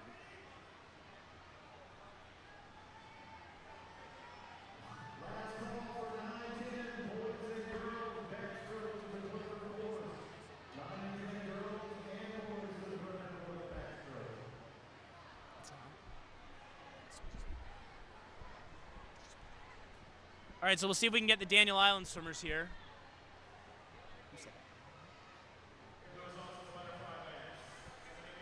Get the DI swimmers over here in a sec.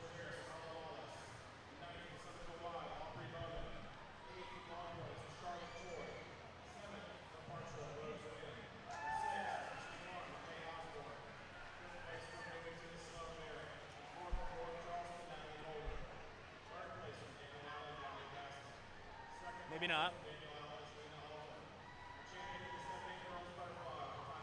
I believe we'll hear it. We'll hear a team score report pretty shortly. We'll make sure we get that to you guys.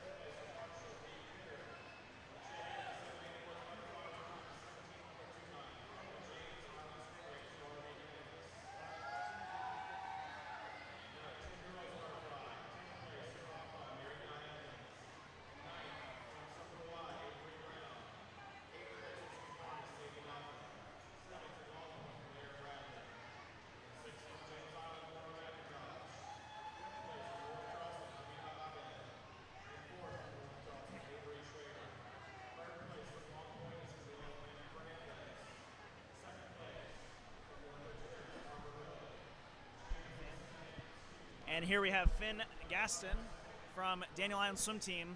He took the win in the butterfly. Finn, were you on the medley relay earlier as well? Yes, sir. So you have 2 wins today. How does it feel for the Flying Fish? Amazing. I'm just glad I can help my team.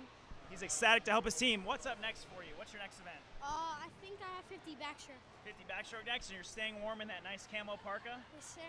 All right. Well, great job so far, and good luck the rest of the meet. Thank you. That was your winner, Finn, from the Daniel Island Swim Team. Now it's not terribly cold in here, but it's important for the swimmers to keep warm, and so he had a nice insulated parka. And I am in David's chair, so I will move back to my chair now, as he is on the hunt for team scores, so we can keep our folks at home updated. Coming very soon. We hope.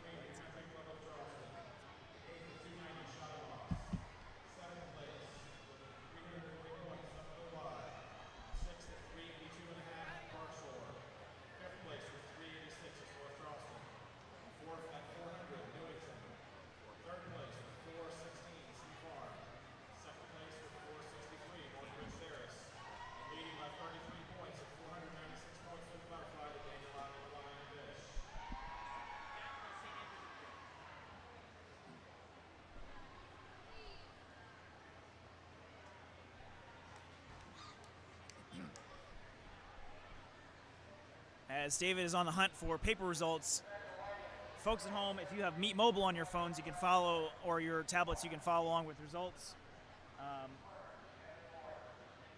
As we start heat 1 of 7-8 backstroke, Lillian Taylor from Chamelon lane 4, Colin Stone from Long Point lane 5, Ellie Higgins from Chamelon lane 6, and Lydia Gamble from St. Andrews lane 7. Now in backstroke, the swimmers start in the water, and as the name implies, they remain on their back. They cannot turn over on their stomach except for during a flip turn. All I heard was except for during a flip turn. I was saying you for backstroke, as the name implies, you stay on your back. Zach, you really like backstroke, don't you? You like swimming backstroke a lot. David, I'll say backstroke was not my favorite. My grandfather used to say that we timed my backstroke with a calendar. Yeah. In the most loving way. As we'll see Zach's brother Steven this afternoon. He's swimming backstroke. The idea of a Moody swimming backstroke at city meet must be. Hey, I swam backstroke one time. How old were you? I was 10 years old. Okay. I slipped on the touchpad. Sounds I remember right. those slippery touchpads from the JCC. Oh, we were still at the JCC then. Yes. Are you serious?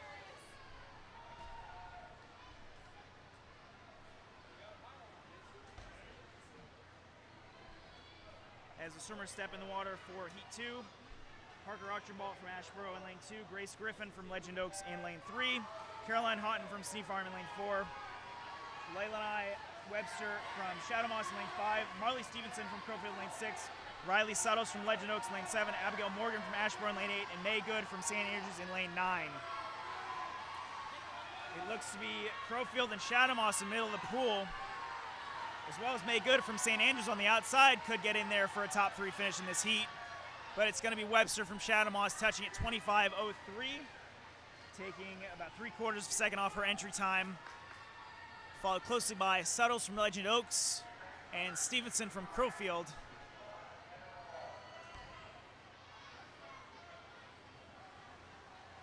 Excuse me, Stevenson was second.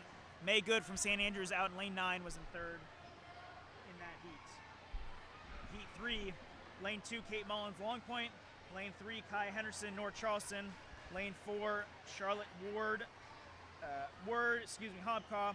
Lane 5, Eliza Morris, James Island. Lane 6, Garland Smith, Park Shore. Lane 7, Caroline Rush, Crowfield. Lane 8, Grace Grimard, James Island. Lane 9, Harper Bowman from West County Wahoos.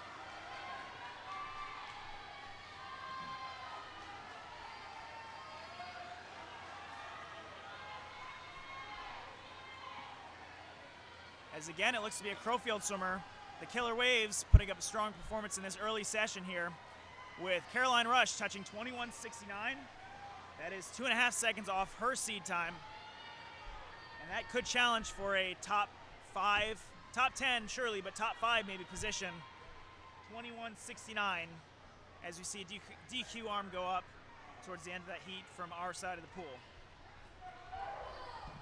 Apologies for the absence. I'm trying to recruit some national anthem singers for the afternoon session. It's not going well.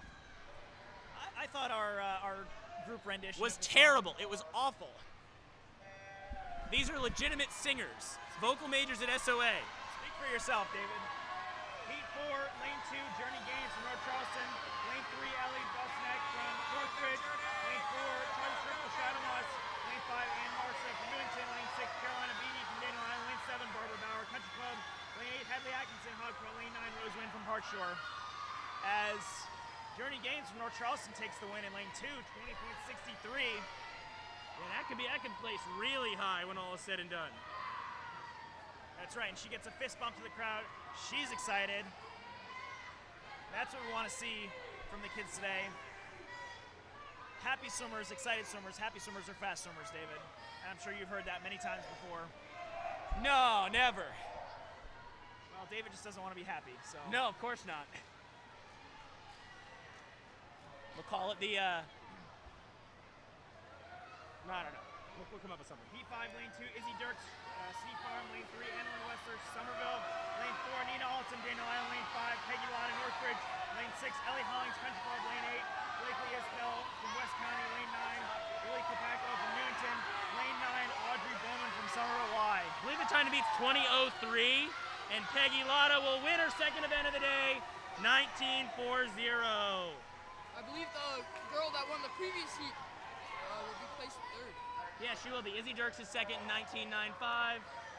And your Journey Gaines from North Charleston in the previous heat placing third. It will be, absolutely. Big swim, big points for the Barracudas there, moving up as David tries to get Peggy's attention. We'll move into the boys. Heat 1 of the boys 4 swimmers in heat 1. Owen Tola from St. Andrews, lane 4. James Norris from Crowfield in lane 5. Walker Barrett from West County in lane 6. And Owen Gasparovich from St. Andrews in lane 7.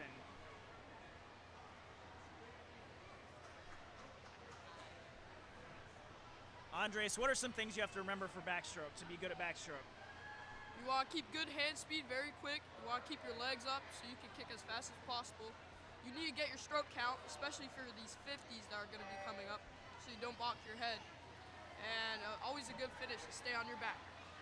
That's right. You'll see about 5 meters out from each wall, there's flags hanging over, and that's so the backstrokers can sight the wall and, as Andre said, get their stroke count so they know when to touch the wall without having to turn over or look for the wall or hit their heads, which we see a lot with younger kids who are just learning their stroke counts. But we see James Norris from Crowfield touching 25.94 to take heat 1, cutting off about 4 seconds from his entry time.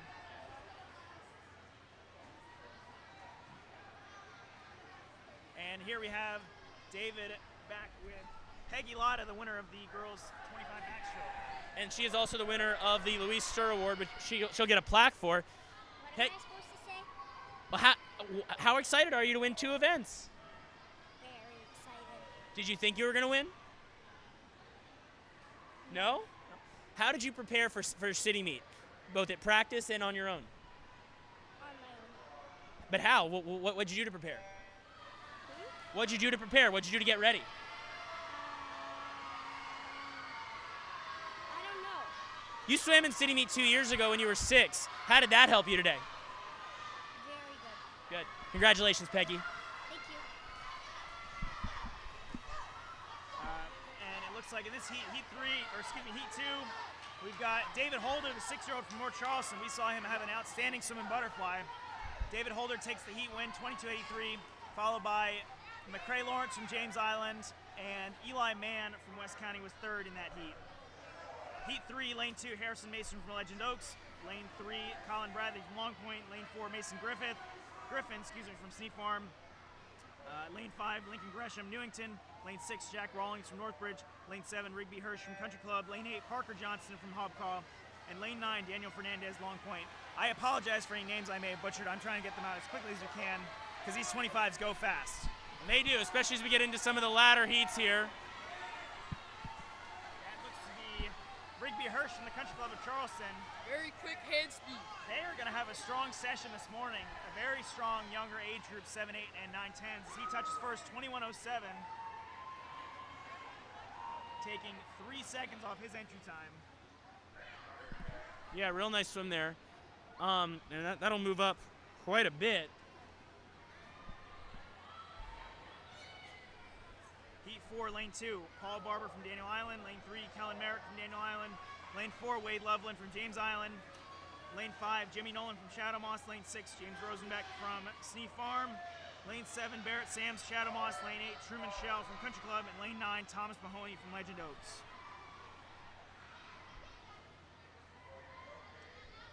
So currently it is, I believe that was Rigby Hirsch with your top time.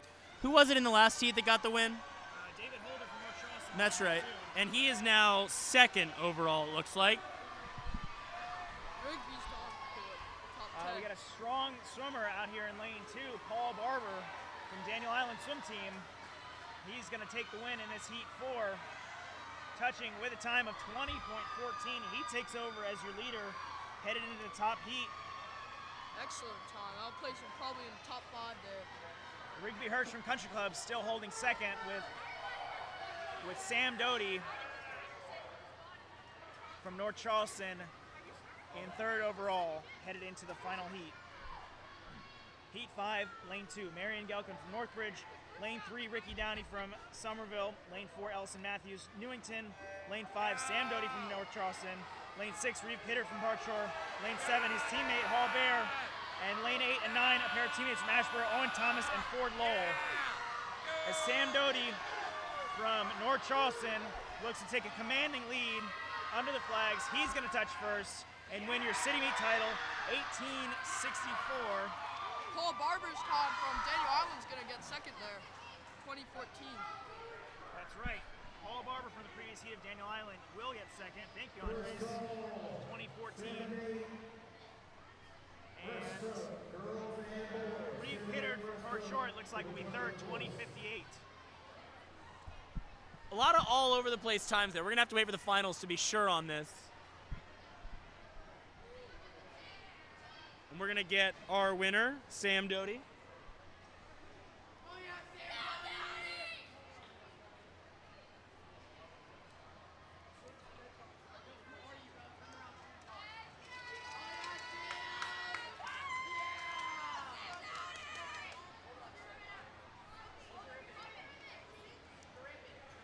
The North Charleston coaches congratulating Sam.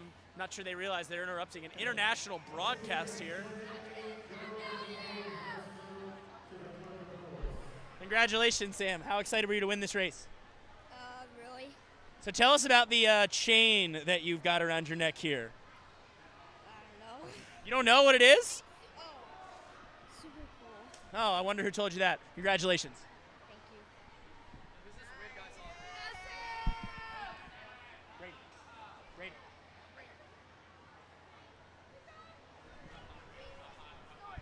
All right, where are we? 9-10 girls backstroke? Yes, 9-10 girls backstroke. So we'll start seeing some backstroke flip turns in this event. One would hope. In backstroke, well, it's not required. All you have to do is touch the wall. You can touch the wall on your back and turn around. But with the backstroke flip turn, as you get under these flags, you have your stroke count, and you're allowed to turn over. You're allowed to turn over on your stomach for your last stroke into the wall, so you can flip and do a flip turn and push it off on your back.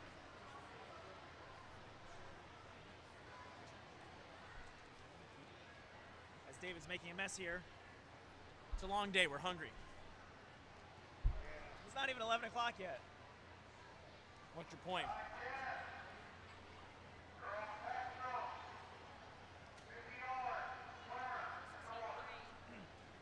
As with Heat 1, Eleanor Russo from Long Point, lane 4, Quinn Woods from Chamlon in lane 5, Coral Rogers from St. Andrews, lane 6, and her teammate Maggie Watson in lane 7.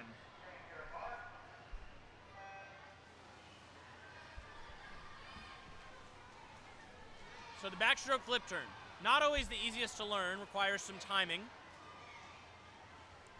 Andres, take us through what you think about when you're learning a turn, maybe learning a turn in a new pool. Well, first of all, you have to for sure know your stroke count. Without that, you're not going to be able to do a proper turn, and it could end up really bad after that. So you need to practice turns during warm-up and get that stroke count. You also want to have a good push and know where your wall is so you can have that good push underwater.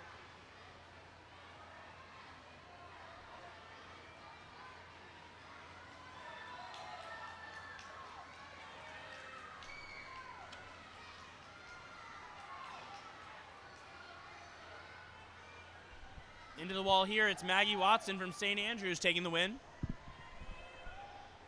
We'll check on the times. Her teammate Coral Rogers was second.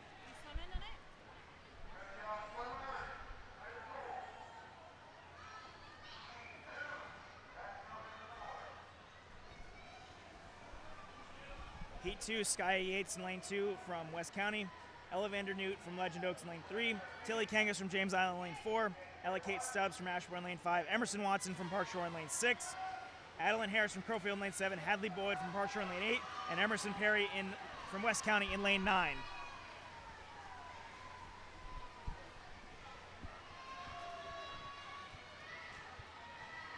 So if you're going to get disqualified in backstroke, in year-round meets you have to turn over. As soon as you turn over, you have to flip. In a summer league or high school meet, you can glide into the wall, but you can't take another stroke. So we've seen that on numerous occasions, people losing out because they did take that extra stroke.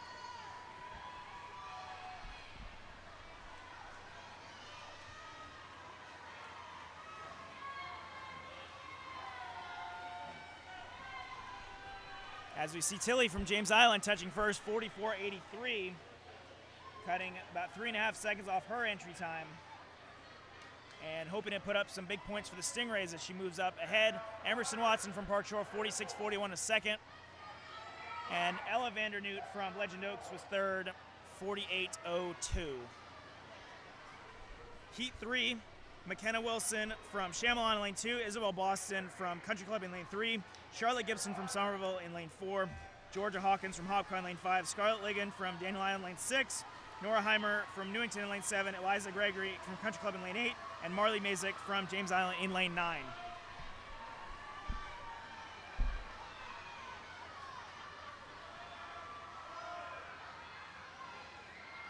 At the turn there, maybe in lane 7, Nora Heimer. Coming on is the Daniel Island swimmer, Scarlett Ligon. The Flying Fish, two-time defending champions, leading the team standings by about, 30 points? Yep. Looking for a three-peat. Looking for a three-peat. Heimer to the wall, in 43:01.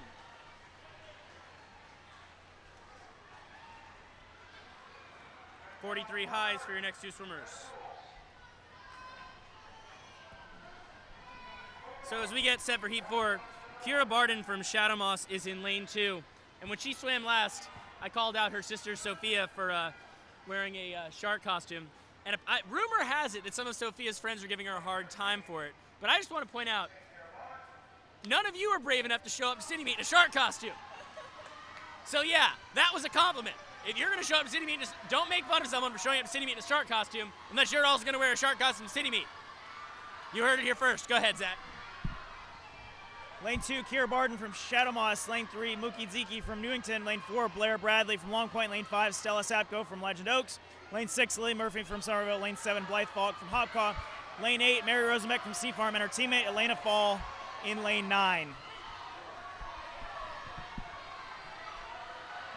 All right, so we have Blair Bradley from, that's Long Point, right? Yes, that's Long Point.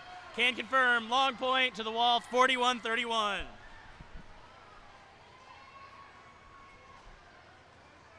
Stopko was second in 42:10. And Ziki was third in 42:31. 5 swimmers under 43 seconds headed into our last heat. In lane 2, we've got Kaylin Hodges from Crowfield. Lane 3, Aria Davis from Ashboro. Lane 4, Ruby Muller from Daniel Island. Lane 5, your top seed, Georgia Doty from North Charleston. Lane 6, her teammate, Reagan McManus from North Charleston. Lane 7 and 8 are a pair of Northbridge Terrace Killer Whales, Amara Swain and Harper Seago. And lane 9 is Eliza Carroll from Shadow Moss. We have those North Charleston swimmers out in front. I wonder if Georgia Dowdy is the older sister of Sam Dowdy, who just won boys 7-8. Off the wall. Good guess. Good underwater work there. And they're pulling ahead. Up at the top, Eliza Carroll from Shadow Moss trying to come up. DI, Ruby Muller trying to make this interesting. But no, Georgia Dowdy, 37:06. The North Charleston swimmers go 1-2 here. Reagan just out-touches Ruby. And Ruby Muller third. Wow, 300s, you're right.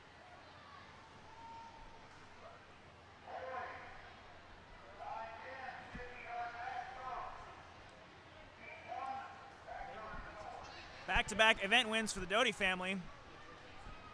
Both in backstroke. Must be a backstroke family.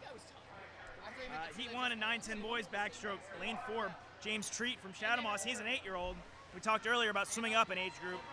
Lane 5, Colton Allen from Chamelon. And lane 6, Brady Watson from St. Andrews. So we do have confirmation that is an older sibling. Backstroke runs in the Dowdy family. Clearly. All right, we have Georgia Dowdy, the winner of backstroke. So what was that like right after your brother won? I don't know. Did you feel more pressure? Do you have to like even things up? No. No? Did you get more excited? Yeah. What were you thinking about during that race? Winning. Winning, you heard it here. Congratulations. And the Barracudas off to a pretty good start here. And that's Treat from Shadow Moss taking the win. Heat 1, 50.99. He was an 8-year-old, so that's our first case of somebody swimming up an age group. But he was entered with no time, so we don't know if that was, we assume that was good for him. We assume he probably hasn't done a 50 this year. But that's a nice treat for the Shadow Moss Sharks. Get it?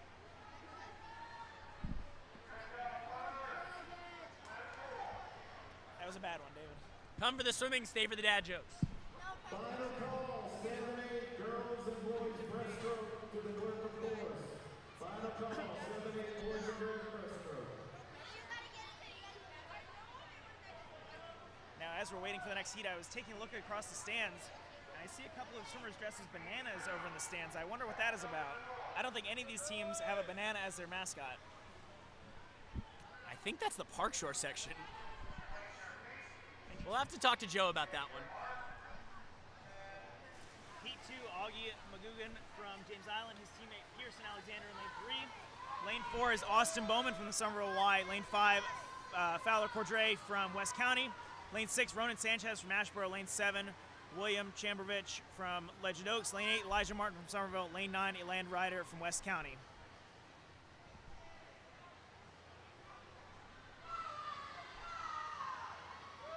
And that is Austin Bowman from the Somerville Y, who had the lead at 25, is extending it.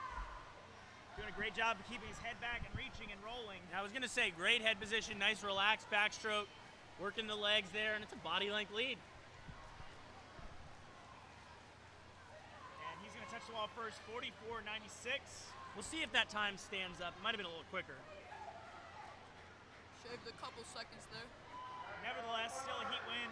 44.08. Somerville Y, 44.08.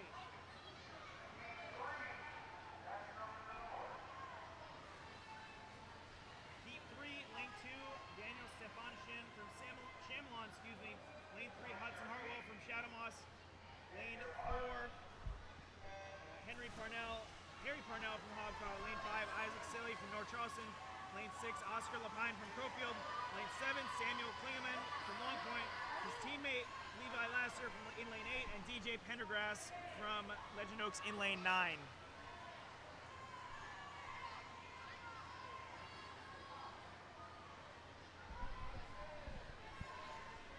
I will say, I saw the UNC Asheville cap that you had earlier, the new school that you're now coaching at, Zach. That Chamelon cap really looks quite similar, doesn't it? Well, it is blue, but that's about the only similarities I see, David. So okay. Looking at something different. Well, clearly colors all blend together at this point. 42, wow, that's a big drop for Silly. Charleston. That's a silly drop even, 42.38.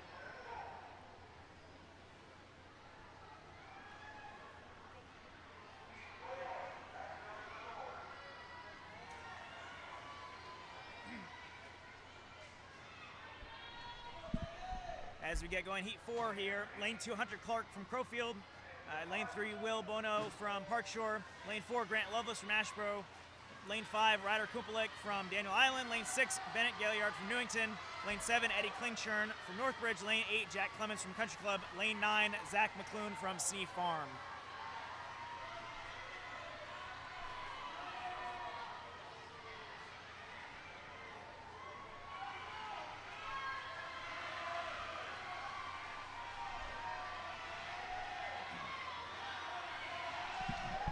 So we see in lane number 4, Grant Lovelace leading the way. Bennett Gaillard second. It's going to be a tight for third here. 39.41 is your winning time there.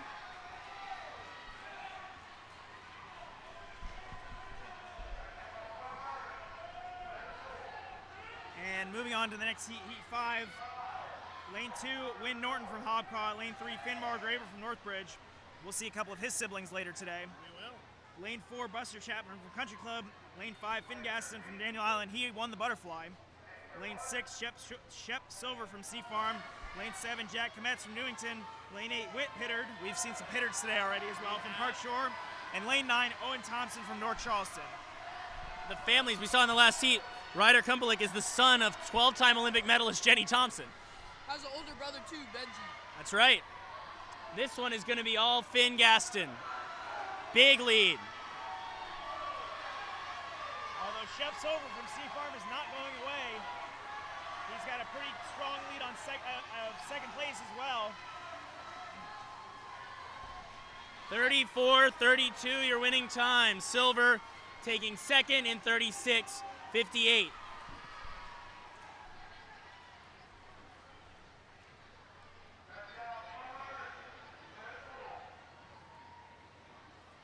Finn Gaston becomes your second double winner today. He won butterfly, excuse me, he's won Third double winner. third double winner. Getting corrected, I'm not keeping the stats. I assume he's swimming the IM so he could go for the triple crown. Exactly. Yeah, our winner, 2 from Northbridge and now 1 from Daniel Island. Yes, and he also won the mixed medley relay as a part of Daniel Island. So his third victory. Clean house, possibly. And I see we have a reappearance of the shark costume.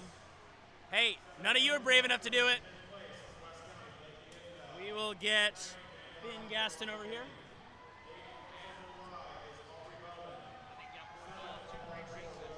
Hopefully.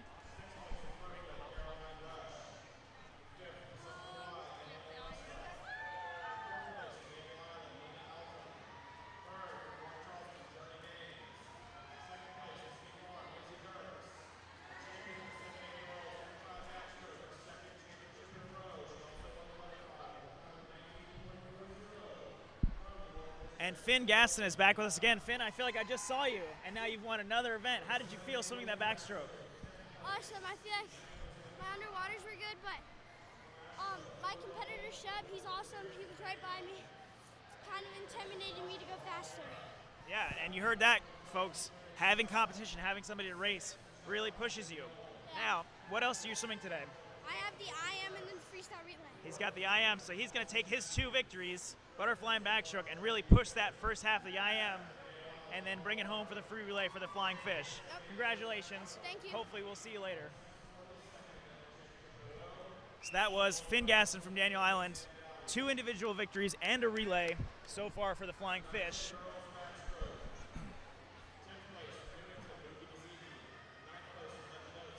As we announce some of the individual scores, I will try to read what I have at least for team scores so far, since we didn't make an announcement last time.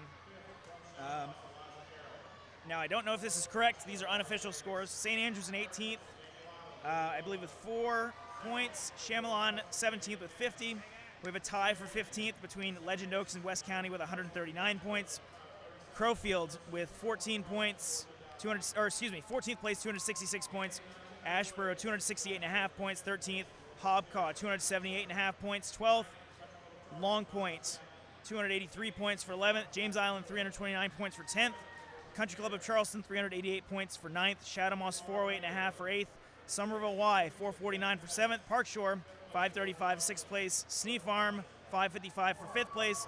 Newington, 557 for 4th place.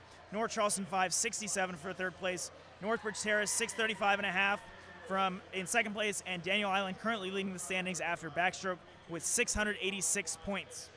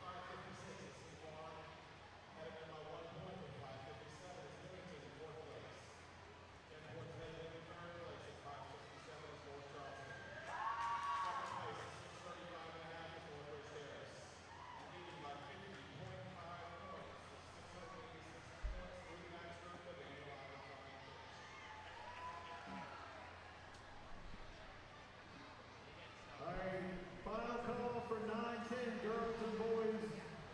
Breaststroke to the clean of course. So you heard calling the 9-10 breaststrokers to the clerk of course. As we just heard Eric Kreutner calling out the team scores, they do reflect what we see in the Meet Mobile. Now you may have been hearing some half points in there. When swimmers tie, say we have a 15th and 16th place tie, 15th place would earn 16 points and 16th place would earn 15 points. So we combine those, so we get 31 points and split it in half. Each of those swimmers would get 15.5 points. So that's an instance where half points come into play.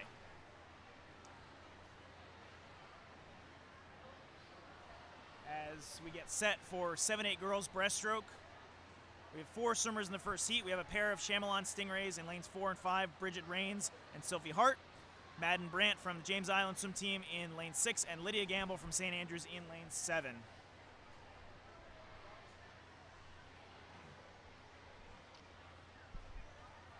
Your top seed in this event, McKay Osborne from Sea Farm, 22.71.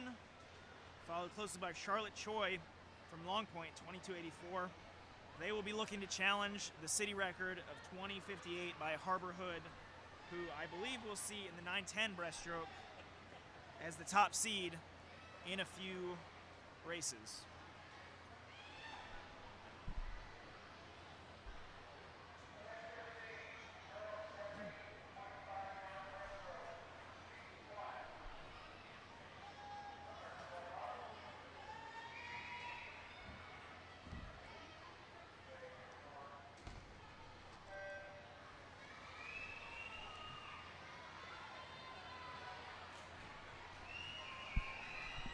Now breaststroke is another one where, like butterfly, you've got to keep your arms and your legs simultaneous or going at the same time. You also got to touch with 2 hands. But breaststroke, your arms can't come below your waist, except for some of the older swimmers will be doing what we call an underwater pull-out, where off the dive they're allowed 1 full pull down and a kick before they start swimming. Some of the younger swimmers maybe not there yet, but breaststroke we'll see a common DQ will be pulling the arms past the waist. So heat 1, we had Madden Brandt. James Island took that win, 30.97, cutting 5.5 seconds off her entry time. As we get into heat 2, lane 2, Kennedy Startwell. Lane 3, Veda Edgar. Lane 4, Emerson Yake. Lane 5, Helen Narisevich. Lane 6, Ava Tidwell. Lane 7, Journey Gaines. Lane 8, Sofia Espinoza. Lane 9, Kira Bamakova. You know what I like about breaststroke, Zach? Nothing, David. That is correct. Absolutely nothing. You have to keep breaststroke like butterfly. Everything has to be a mirror, right? What you do on one side has to be done on the other side. A lot of young swimmers struggle to turn their toes out correctly.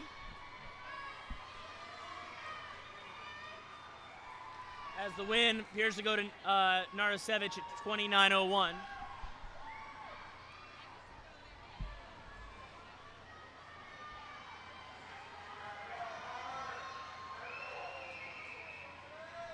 Actually, that was Journey Gaines, 28.49. We had a late time pop up in lane 7 from North Charleston. Heat 3, Hadley Scarano in lane 2, Carter Tork lane 3, Ellie Tolstein lane 4, Pace Shields lane 5, Charlie Strumpo in lane 6, Francis Adams lane 7, Julieta Delgado in lane 8, and Lana Kunzel in lane 9. And it looks like Tolston from Somerville Y taking a lead in this heat. That looks like Delgado from North Charleston out in lane 8 as well. It's probably going to be second here. We got some soft touches. Maybe Scarano from Newington in lane 2 was third. We'll have to get back to you with those times in a minute, but it looks like they were under 27 seconds. As we head into heat 4. Heat 4, lane 2, Graham Taylor. Lane 3, Clara Schreiner. Lane 4, Eden Lodholt. Lane 5, Lainey Seago. Lane 6, Sadie Hankel. Lane 7, Ellis Austin. Lane 8, Brinley Schmidt. Lane 9, Logan Catalana. That's quite a few 26s in that heat. Again, all these times will be added up at the end of the day to determine your overall standings. Tight there between, is that Schmidt in lane 8 and Seago in lane 5. It's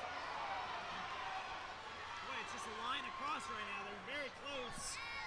And that was Schmidt from Shadowmoss in the finish, 25.60, followed closely by Seago from Northbridge, 25.74. Close races for breaststroke always come down to the finish. Lunge as far as possible. Top heat here, Ellie Bosnack from Northbridge. Lane 3, Lily Kapako from Newington. Lane 4, Olivia Keating from Daniel Island. Lane 5, McKay Osborne from Sea Farm. Lane 6, Charlotte Choi from Long Point. Lane 7, Alex Pomerantz from Hartshore. Lane 8, Ivy Noble from Goldfield. And Lane 9, Nora Bernadotte from Daniel Island. Sea Farm, McKay Osborne trying to pull ahead of this group. She will. She'll get the win, 22-28. Is that our first win today for Sneef Farm? I believe so, David. The only team without a mascot gets their first win of the day. And I emphasize that, no mascot, because they are very proud of that. Oh, I know. We all know that, yes. We'll be seeing a lot of them, though, in the later session. Agreed. Heat 1 of the boys 7-8-25 breaststroke. We have 3 swimmers. Lane 4 is Connor Skeens from Chamelon. Lane 5, Drew Tomberlin from Long Point. And lane 6, Abdil Rodriguez from North Charleston in lane 6. Now, David, the city record. Pause. We have McKay Osborne, first winner for Sneef Farm today. What does that mean to you to win city meet? I mean, like, I did really good, and I was planning to, like, get my team, like, second or first to win it for us. What did you do to get ready for this race? I, like, warmed up my body to get ready. And what do you have left today? The free relay. What are you going to do to make sure you go fast there? I'm going to warm up again and win. You hear that, guys? Warm up. Congratulations. Thank you. As Drew Tomberlin took the win in Heat 1 from Long Point. Heat 2, lane 3, Nicholas Levy from Chamelon. Lane 4, Maxwell Clark from Crowfield. Lane 5, Davis Gardella from West County. Lane 6, Grady Boone from Hobcaw.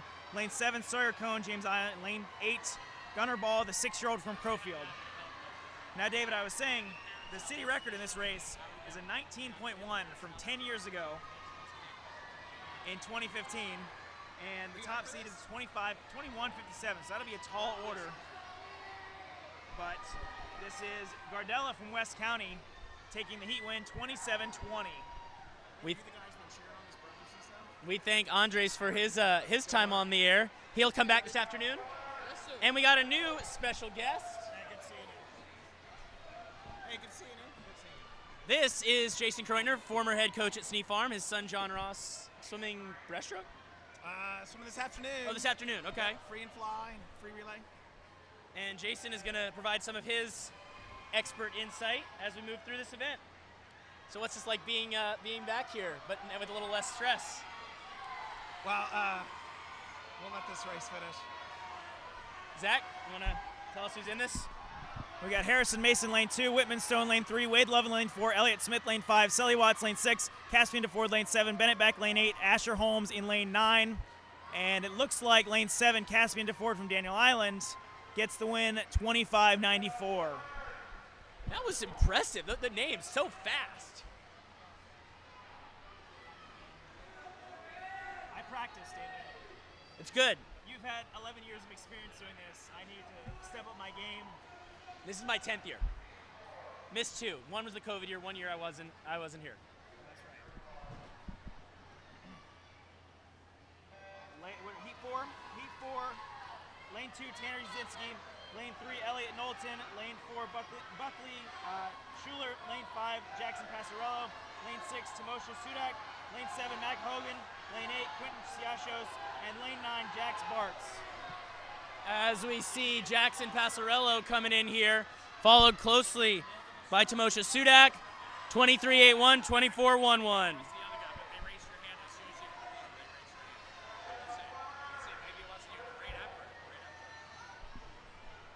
Always fun waiting for those times to pop up. 25-62, it looked like it was third in that heat, so those are your top 3 times. Heading into the last heat, lane 2, Liam Case from Newington, lane 3, Palmer Jacques from Shadowmoss, lane 4, Nash Herring from Sneef Farm, lane 5 and 6, we have a pair of Somerville Y teammates, Ian Boscana, who won the freestyle, and Ricky Downey in lane 6, lane 7, Barrett Sams from Shadowmoss, lane 8, Gabby Jackamew, you just heard from his brother, Andres from Northbridge in lane 8, and Hayes Kane from Daniel Island in lane 9, as we appear to be... Sort of had a false start, but at least we didn't have to re-swim it. The swimmer who did flip in the pool had a slow start, it looked like. As they're coming down this one, we're going to have another double winner. It's going to be Ian Boscana from the Somerville Y.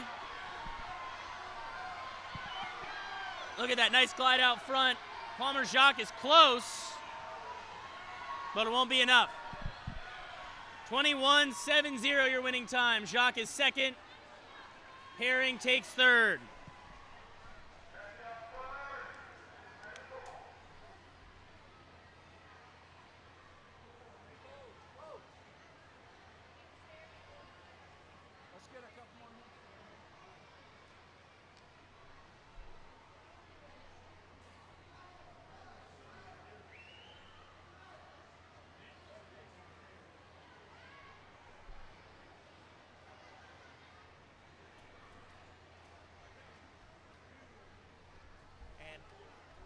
have our event winner. So Ian, what'd you do between your freestyle and your breaststroke to be ready to win again? I just did what my coach told me to think that our relay is losing, so I just have to push really hard. You hear that? Do what your coach says. Great advice. What are you gonna do to get ready for the free relay coming up? Probably just think the same thing, and let's just hope we get this win. What's been the most fun part of today?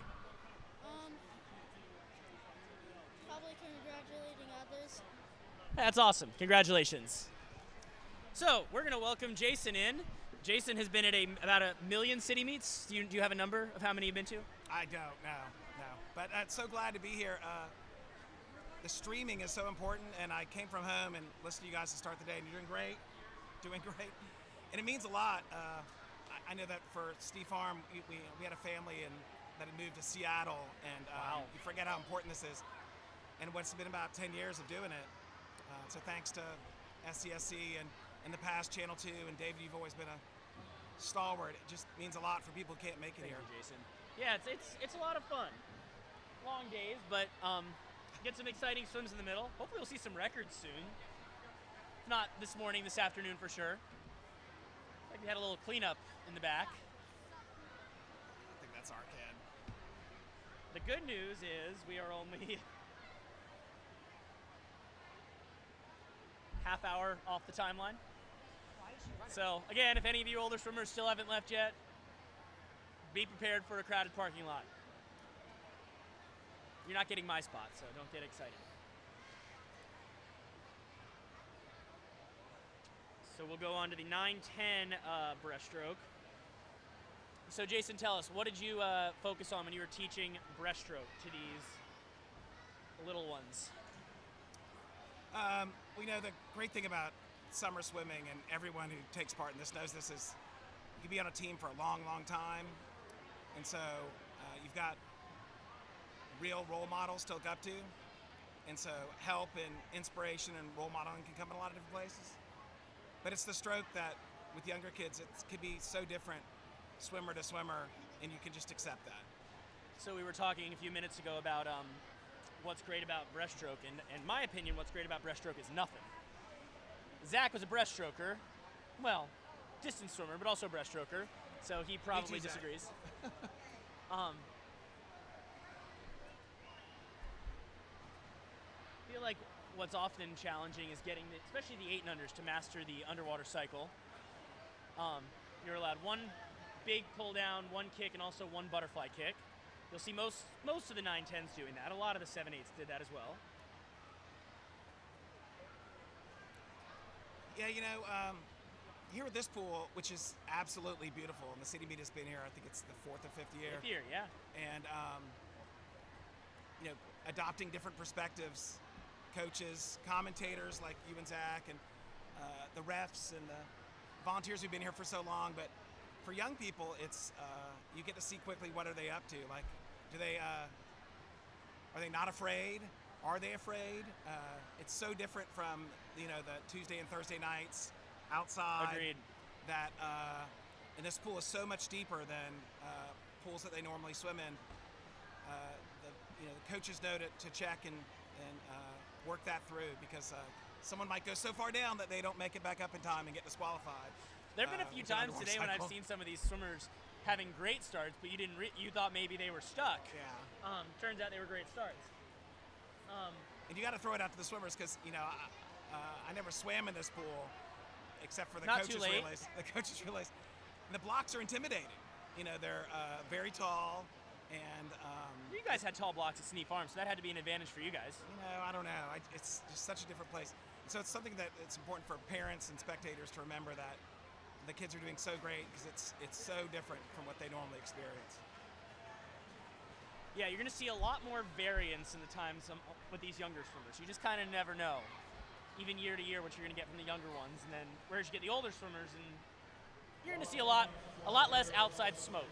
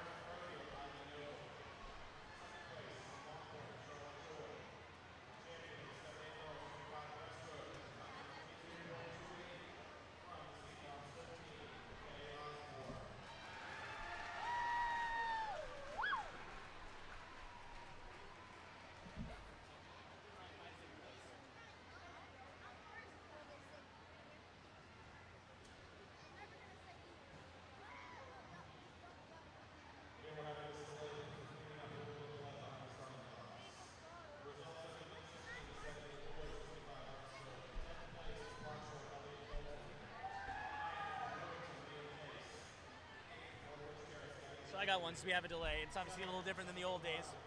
What is your favorite / least favorite city meet delays story, Jason? So I'm older now, so they all the years kind of run together. I'm sure. But basically, from the league's conception in the late 60s, the vast majority of the city meets were at the JCC, Jewish Community Center, in West Ashley. And it was a 3-day meet, typically Sunday, Monday, Tuesday. The 8 and unders, 9, 10s, and 11, 12 girls swim on Sunday, 11, 12 boys, and 13, 14, 15, 18s on Monday. And then there were 15 relays, heats in a row, the 5 medley relays and 10 freestyle. And that was on Tuesday. Yeah, the Tuesday. And it was, oh gosh, I don't know. I'm gonna say 2004 or 5. We were out there, and everyone had a tent, and would have tarps on the side, hot, just like a low country summer. And a storm came in and was like lifting the tents up, and it felt like it was forever. And we're like holding our tent in place, which, we're much more sensible and stuff and older now, but that was crazy. And it just left all these lagoons. But now you look back, and the coaches who've been here for a long time, which is the majority of coaches, those are charming stories. You know what's funny is I'm pretty sure it was 2004 because I vaguely remember this. I remember huddling in the gym at the JCC. I wasn't swimming in that meet. I was 10 years old. I wasn't very good back then, as you know. My brother Michael was swimming, and I remember huddling in the gym at the JCC, and tents were flying everywhere. So, okay, so similar memories. As we start off on heat 1 of the 11-12 girls, breaststroke. We have 3 swimmers in this heat. Lane 4 is Mary Mullins from Long Point. Lane 5, Carol Rogers from St. Andrews. Lane 6, Catherine Crawford from Legend Oaks. Remember, I feel like we had less weather delays when we were at Crowfield. It was just really, really hot, always. So this is much nicer, even if it's quite warm in here too.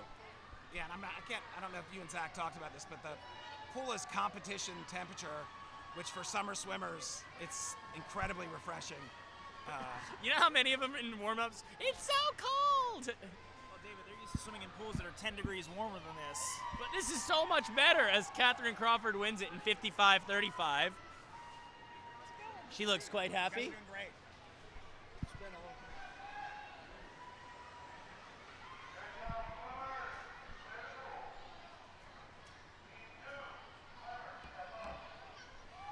Where are we? Heat 2. Heat 2, Elle French from Legend Oaks in lane 2. Lane 3 is Smith Dillon from Park Shore. Lane 4 is Maddie Churan from Ashboro. Lane 5, Hannah Maneker from James Island. Lane 6, Eleanor Ross from Chamelon. Lane 7, Mackenzie Hirsch from Country Club. Lane 8, Madeline Cushing from Crowfield.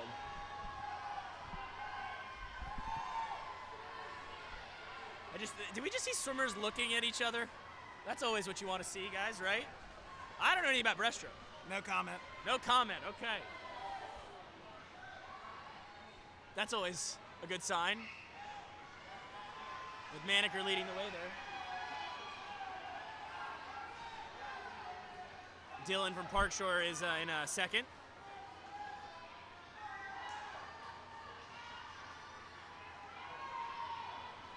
Zach, anything especially effective you've seen in these breaststrokes in recent heats? So, like all strokes, but especially in breaststroke, since it's the slowest stroke, you want to stay as horizontal as you can and not having your hips sink low. You want to have them as high as they can be in the water so you have less resistance. So the swimmers in these heats that are doing the best are the ones that are staying flat on the surface and propelling with both their arms and their kick, but not at the same time. In lane 4 there from the Somerville Y is Sophia Rhodes-Stragati. She just waved to the crowd as she gets up on the blocks.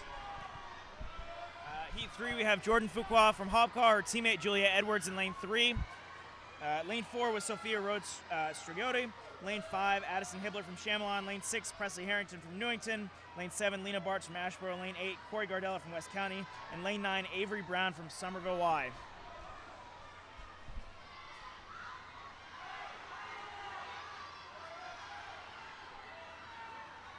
That is the Hobcaw swimmer in lane 3. Thankfully, only Hobcaw has red caps. So we pretty much know that's them. We've been confusing Shadamoss, North Charleston, and Long Point all day. I heard the purple stories. Ah, the purple stories.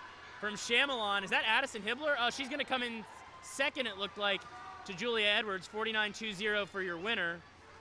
Harrington was, that was Harrington taking second, and Hibbler third. She had a terrible start, but really rebounded there. Top time, 49.20. We had 3 swims under 50 seconds in that heat as we head into heat 4. Cora McIntosh from James Island in lane 2. Autumn Hezekiah from Crowfield in lane 3. Harper Lee from Newington in lane 4. Merritt Wildstein from Country Club in lane 5. Avery Schrader from North Charleston in lane 6. Sidley Loischinger from Northbridge. We'll see some Loischingers later today. From Northbridge in lane 7. Oakland Jock from Shadow Moss in lane 8. And Eleanor Leak from Daniel Island in lane 9. Oakland Jock is eating her goggles, but she's fighting through it nicely. I wonder how many families, not a lot of families are going to have 4 siblings in this. We know the Pittards do, we know the Loichingers do. As we see another nice swim for Avery Schrader here. And Jock with those goggles in her mouth. Wow, coming right up. 44.69 for your winner. 44.57 in lane 8 from Jock.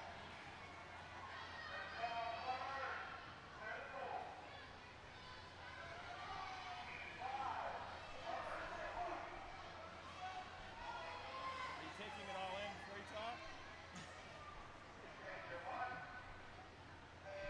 Final heat. Final heat, lane 2, Emerson Watson from Park Shore. Lane 3, Ruby Muller from Daniel Island. Lane 4, Clara Aikman from Shadow Moss. Lane 5, Harbor Hood, your top seed from Northbridge. Lane 6, Camilla Fernandez, Long Point. Lane 7, Addie Griffin from Sneef Farm. Lane 8, Reagan McManus from North Charleston. Lane 9, Burchell Heurig from Sneef Farm.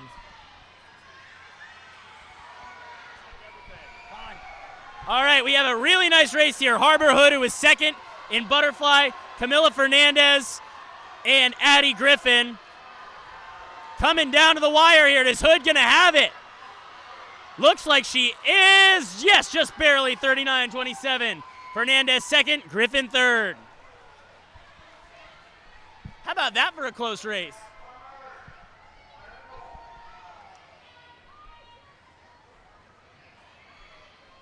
That was, and Harbor Hood winning as a 9-year-old, so we'll watch her next year. She could be on record watch.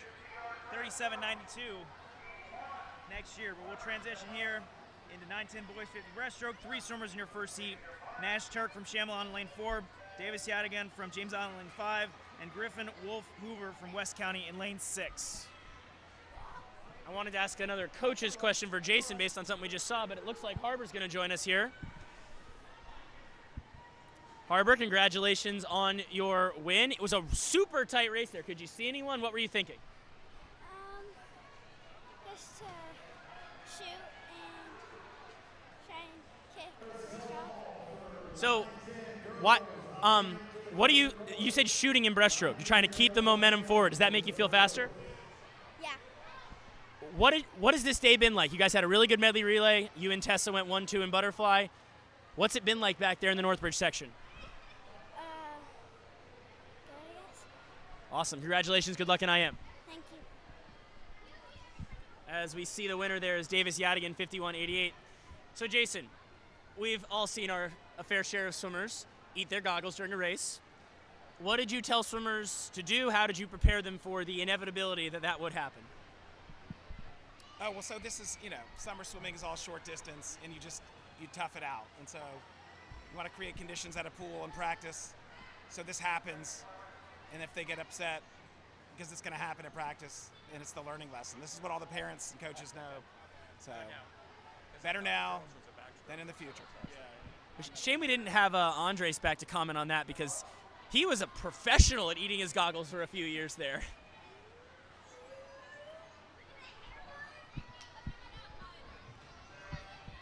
As we head into heat 2, Milo Smith from Legend Oaks in lane 2, his teammate DJ Pendergrass in lane 3, Daniel Stefanishin from Chamelon in lane 4, Hank Willen from Country Club in lane 5, CJ Frederick from Somerville in lane 6, Timothy Lee from Long Point in lane 7, and Isaac Spencer from Shadow Moss in lane 8. CJ was the winner of which stroke already today? Freestyle. Okay, and now he's swimming here in breaststroke, trying to post a good time, move up the rankings.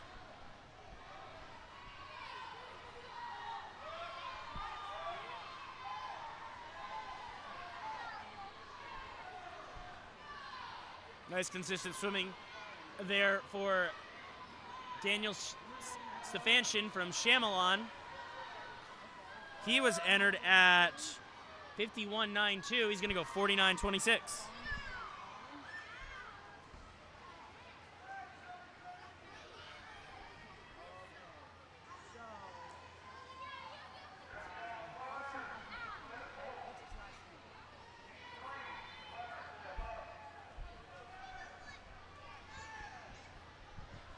Heat 3, Lane 2, Jack Clemens from Country Club.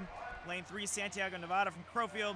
Lane 4, Charlie Fleming from Park Shore. Lane 5, Titus Kirsch from Newington. Lane 6, Colin Henkel from West County. Lane 7, Leighton Bowers from Shadow Moss. Lane 8, Wynn Norton from Hopcott. Lane 9, Diego Espinoza from Ashboro. You know, David made a good point about looking during breaststroke. And so coaches and parents are probably of two minds about this. You know, you want your child to be competitive. I mean, it's a lifelong journey. But a stroke that, I mean, I heard y'all explain butterfly really well earlier, but I think I was in the car when breaststroke started. You have to be parallel. Your shoulders, arms, everything has to be in the same plane at the same time. And if you look, there's a chance that you're going to tip one way or the other and fall out of parallel and get disqualified. So, got to figure that out. Fortunately, again, this is Summer League, and we're not like going too crazy on the officiating, which can be fun, as we have a winner there in 45.64 for Colin Henkel.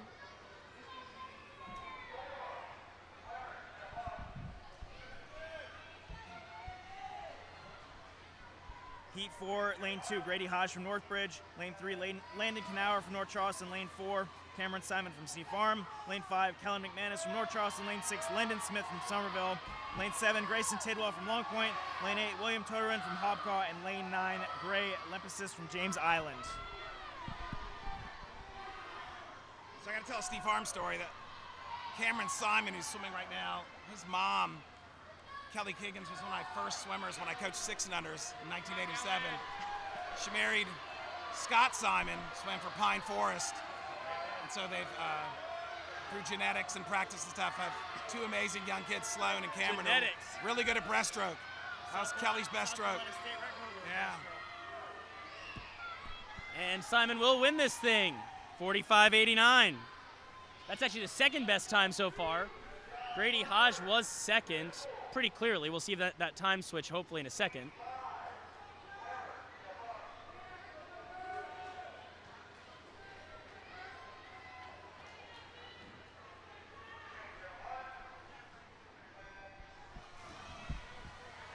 Our last heat underway here. Lane 2, Oscar Lapine from Crowfield. Lane 3, Jude Lowe from Park Shore. Lane 4, Finn Bargrave from Northbridge. Lane 5, Peter McCormick from Daniel Island, your top seed. Lane 6, Connor Houghton from Sneed Farm. Lane 7, Jake Selinsky from Ashboro. Lane 8, Pierce Rusher from Daniel Island. And Lane 9, Jack Kometz from Newington. These DI boys, this is another great age group for the defending two-time defending champions. But right there is Connor Houghton from Sneed Farm. The Park Shore swimmer Jude Lowe looks pretty good for third. But it's your top 2 going head-to-head. McCormick, 41.26. Lowe second, Lapine third. Houghton second, Lowe third.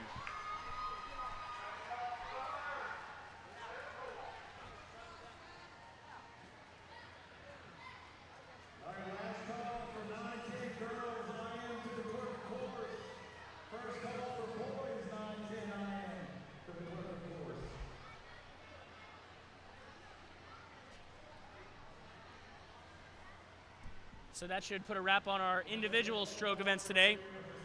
Longer break coming up. Zach will have scores for you in a second.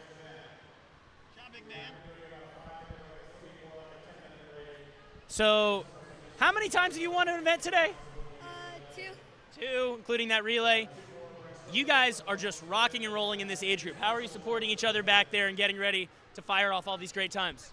Everybody's just like cheering me on, like getting me ready, like Finn's getting me ready, like slapping my back and like getting me loose. What's your favorite flying fish tradition of City Meet? Probably, well, I like Mega Meet because like you get to watch it. And Yeah, but this is City Meet. This is even bigger. I know. But, like I like to like cheer for the little kids and like I just like how they have a good time and stuff. Awesome. Well, good job. And you got the IM and the relay coming up? Yeah. Good luck, guys. Thanks. All right, Zach will have scores. We'll be back with IM in a few minutes.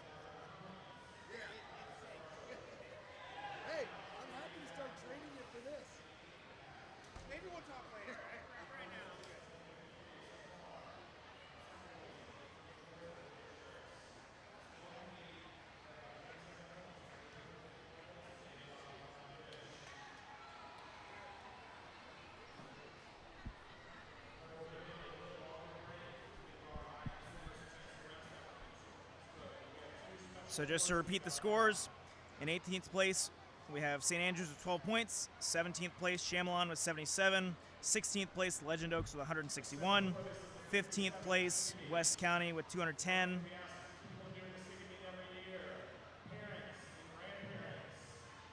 up or raise your hand or both if you slam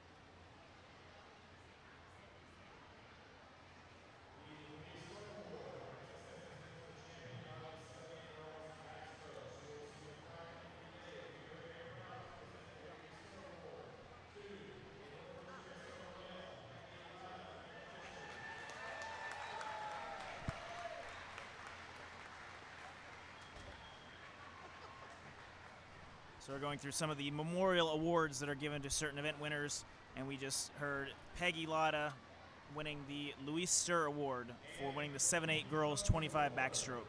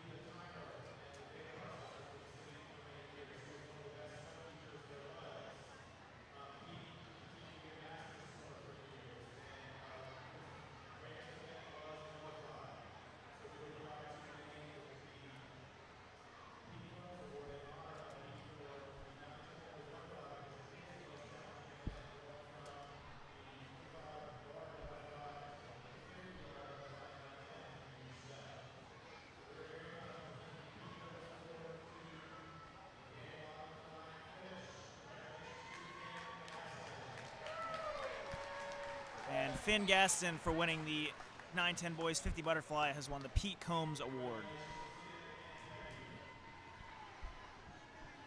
And we'll have 2 other awards tonight. But back to the scores. 14th place was Ashboro with 309.5. 13th was Long Point with 360. 12th Hobcaw 365. 11th Crowfield for 370. 10th James Island 411. 9th Country Club 470. 8th Shadow Moss 567. 7th the Somerville YMCA 579. 6th place North Charleston 694. Park Shore in 5th place, 1 point ahead 695. Newington in 4th place 698.5. Snee Farm in 3rd 753. Northbridge Terrace 2nd with 824, and Daniel Island currently leads with 851 points through Breaststroke.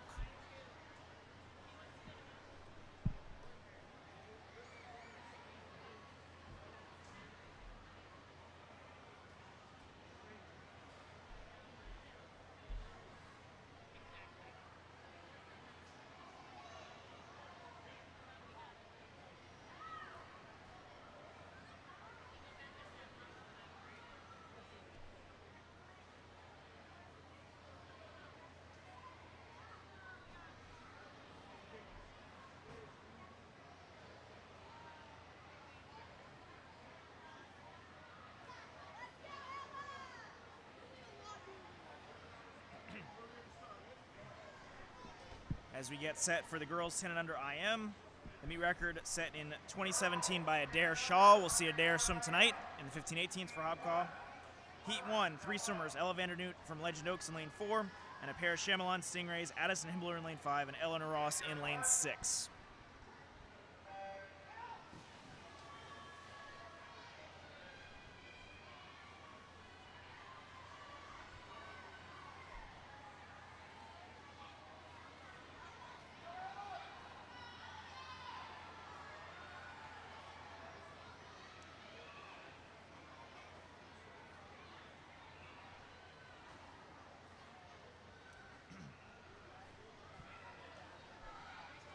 As you see Hibbler touch the wall first.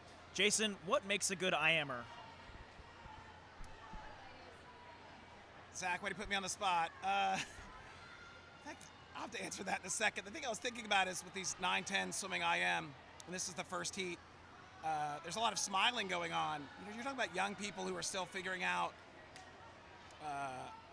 their bodies and body position and where legs and feet are, and, you know, in relation to each other. And so coaches talk about as kinesthetics, so they have so much to figure out, you know, that keeping the 2 strokes, butterfly and breaststroke, parallel, making sure that they do proper turns, and they're so young and they're still figuring it out, and so it's lovely. And you know, here's this first heat they're really turning it on, and, you know, getting to watch older swimmers, whether in person on the stream later, you know, setting up a journey to embrace swimming, either with their summer team or in some other capacity. That was a beautiful answer. I'm sorry I put you on the spot, but it seemed like you had. I didn't even hear the whole thing. I'm sure it was beautiful. Pretty good one to go. That's Addison Hibbler there. Gonna win this heat. We'll see her older sister Arlen this afternoon for the Chamelon Stingrays.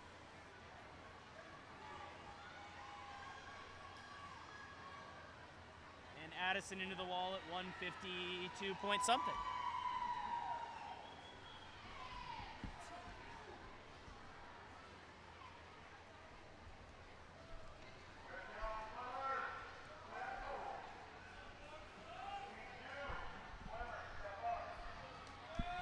Heat 2, Lane 2, Jenna Kunzel from West County.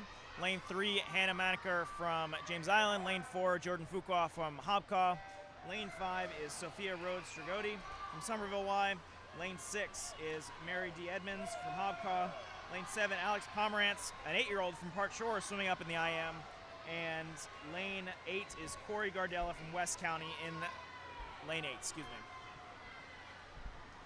Zach, talking about West County, the league's been around since the late 60s. There's probably been 45 or 50 neighborhoods or teams that have been in the league.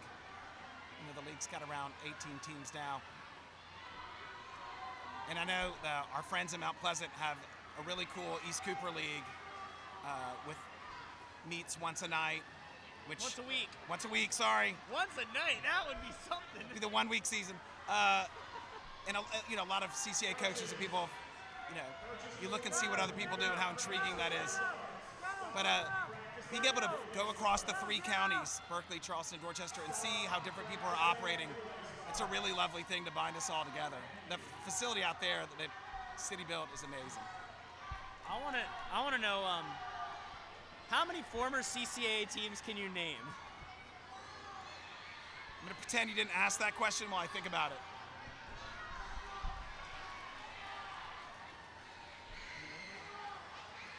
No, you can write them down if you want. Well, see, that's how you count. You write them down. Edmonds from Hobcaw winning this in 130-something point something. 133.4. Oh, that's cheating, Zach. Zach's using ChatGTP. It's just not right. David, this only goes back to 1985. Of course, my dad this morning was talking about the domination of the Drayton Dragons. Wow. We'd have to ask Coach Billy Buck for that information. 136.8 over Rhodes Stragoti to take second. Well, my family swam for Creekside or Charleston Tennis Club. They're in the East Cooper League, and there was a time in the 80s that Kiowa had a team. Really? Without all the bridges that we have today. And yikes. That was quite the drive. But neat. What's the furthest away team from, like, say, downtown Charleston? Present or past? We love, Sea Farm loves Newington. We've learned so much from them. Asheboro's pretty far out there. Asheboro's pretty far. Pine Forest, rest in peace. But pre 526, now it's so much easier. But getting to Naval Weapons Station from Steve Farm or Creekside back in the day, it just felt like it took forever. Pre 526. Oh, look around this deck. There's coaches who swam and coached here in the 70s on this deck right now. And it's, the volunteers who help make this league run.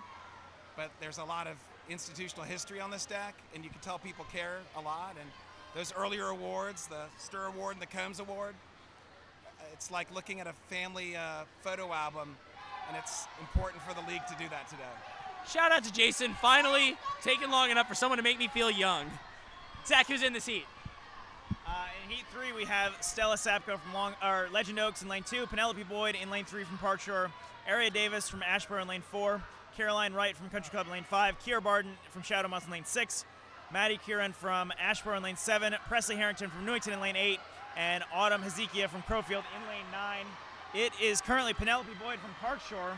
The Piranha has about a 2-body length lead with about a half a lap to go in freestyle. We got to check the time. She's seated at 136.29. She will be 131.18. So that's a solid, enormous drop. Second went to Barden in 135.15. And Sopko was third in 135.52.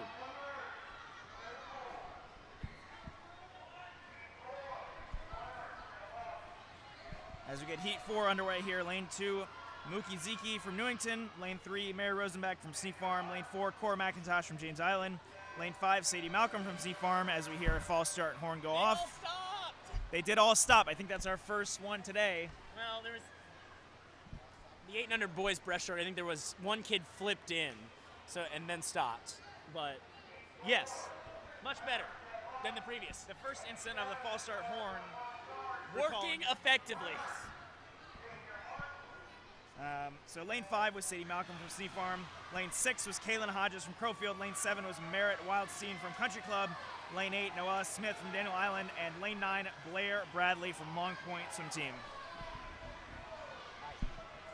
My name is Ivy. Oh, stop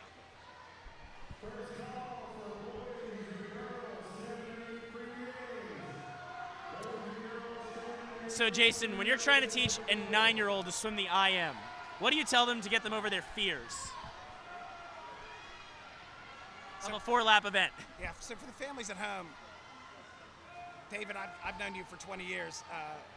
This is summer swimming, which is absolutely amazing.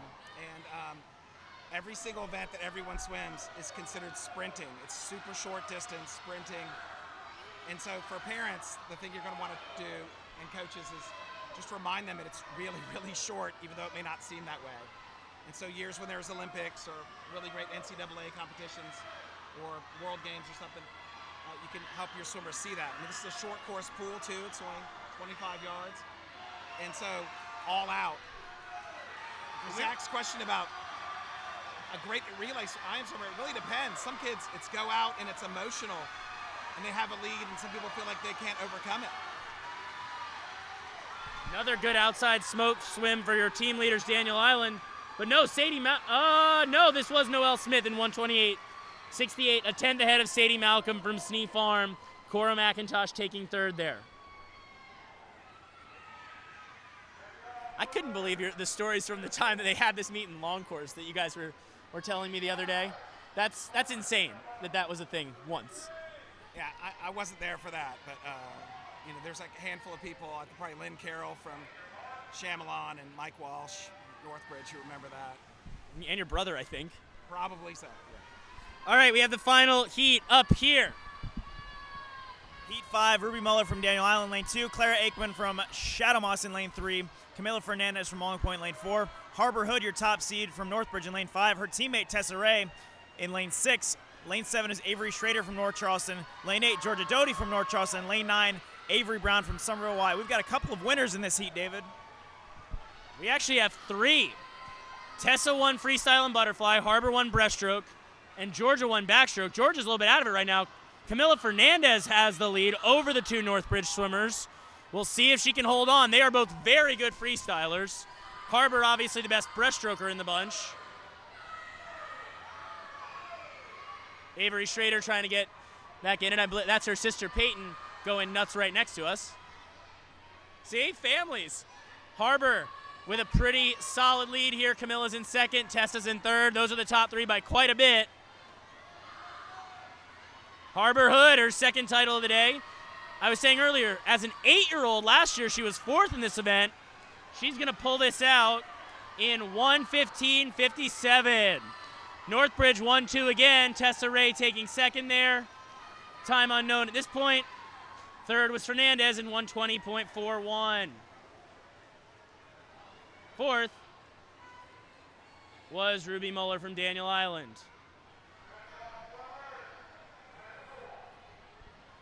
Hey, that record, Adair Shaw's record, 1:13.33. Harbor's 9. She is in range of that next year.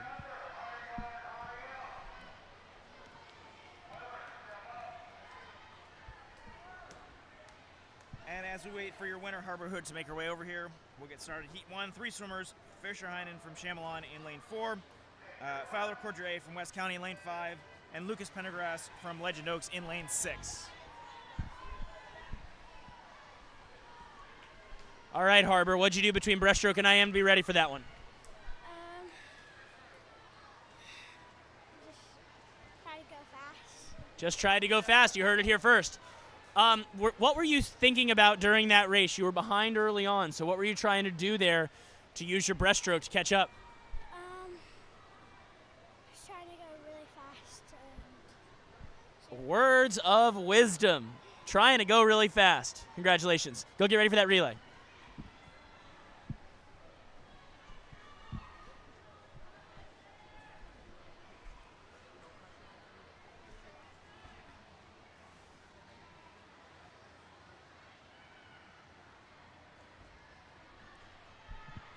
Okay, the back to breast turn. You can do that about 16 different ways.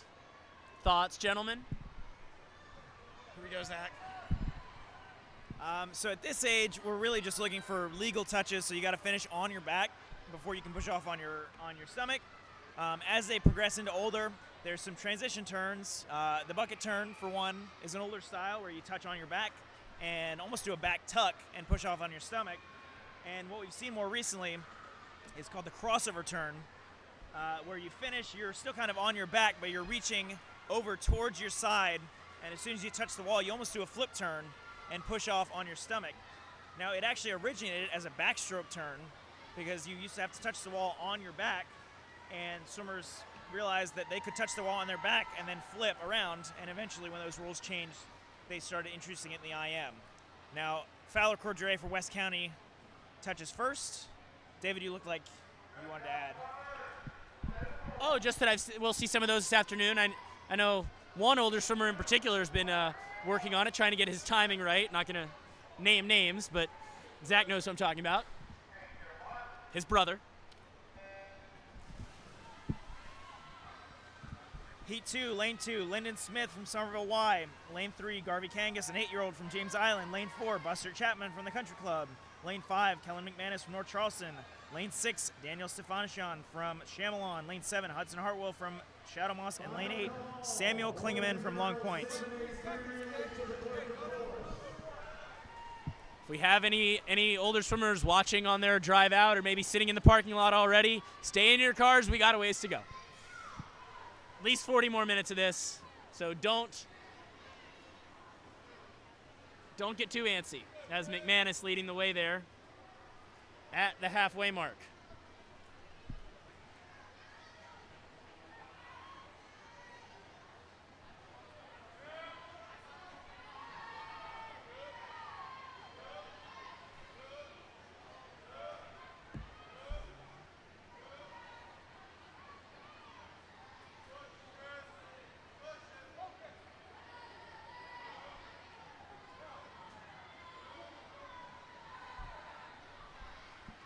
Fun looking at the faces over on coach's row, seeing the ones who are super excited, the ones who are like, when is my swimmer up? As McManus, another big swimmer for the Barracudas there, 1:26.53. Just dropped 11 seconds.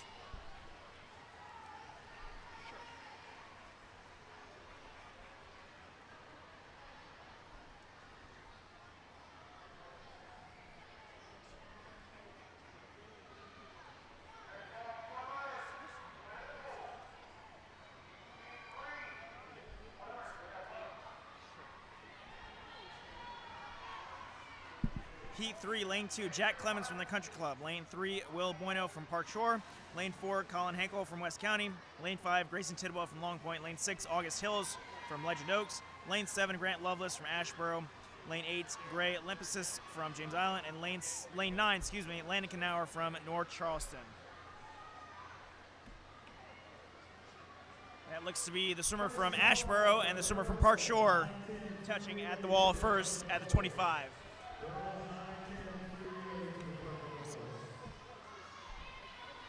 David, you've done a nice job of telling the next session to chill and drive slowly and carefully on the way here.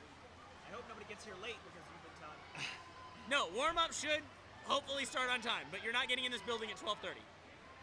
But it's this season with the one-day championship meet. Do you like that?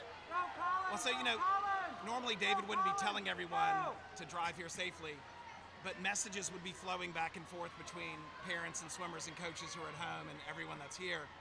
And it gives you a chance to let stories sink in and tell everyone how we're doing and who's done well. And those stories are really nice. So the coaches will have to compress all of that in the time that we have between warm-ups and the next session starting. I'm going to have to rest my vocal cords. Yeah. As Will Boigno from Park Shore trying to hold off Legend Oaks, August Hills. Won't be near that time of Kellen McManus in the last heat, 1:30.99. That's the third best time overall so far.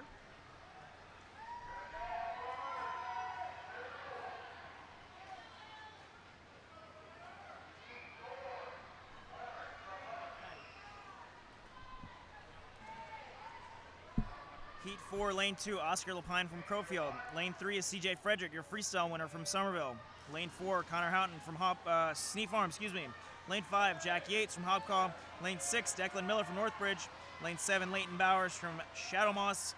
And lanes 8 and 9, a pair of Newington teammates, Jack Kometz and McCarthy Smith. You ever had the feeling, Jason, of like watching a swimmer do something you've worked on, please don't get DQ'd, please don't get DQ'd? Oh yeah, so again, those are stories that you keep and then you share because they move the next generation of swimmers forward, especially when you have that swimmer as an older swimmer or a coach where you're like, that person right there had that moment. We've got a swimmer this afternoon who's going to win all of his events probably. I remember at their first city meet, a toe chopped open shortly before a relay that they ended up winning. So we'll have to bring that up when that happens. As we see the Sneak Farm swimmer Houghton taking the lead out here, followed by Yates and Miller. Again, a lot of lead changes in these IMs because we got to see who's the best at each stroke. Butterfly, backstroke, breaststroke, and freestyle.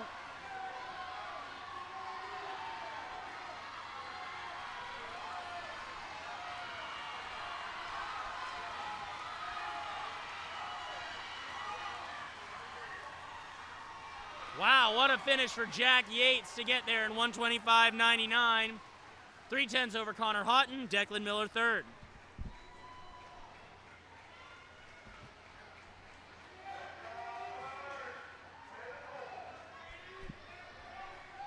And that was an example, a perfect example of the lead changes because Jack Yates was behind.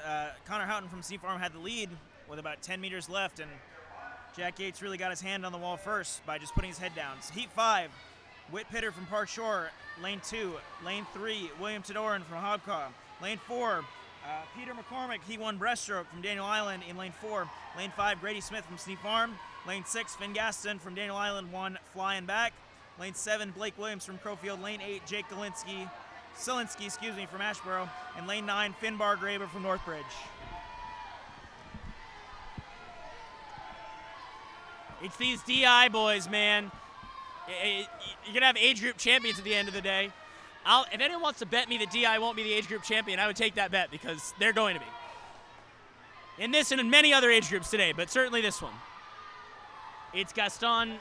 Gaston has won freestyle and flying back, and McCormick won breaststroke. There we go. We'll get this all straight eventually. No, they're exceptional. Sorry? They're exceptional. No question. Really no weak strokes here.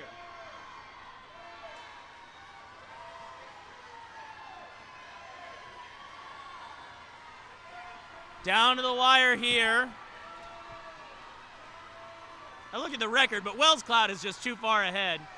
Into the wall, 1:17.74. McCormick at 1:19.17.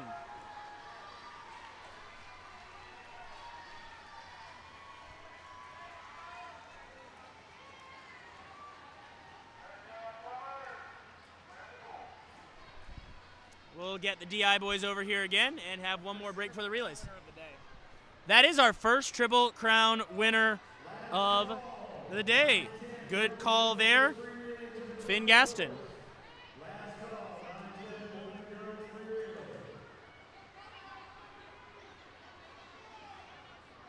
Because both Northbridge girls had 2 firsts and a second.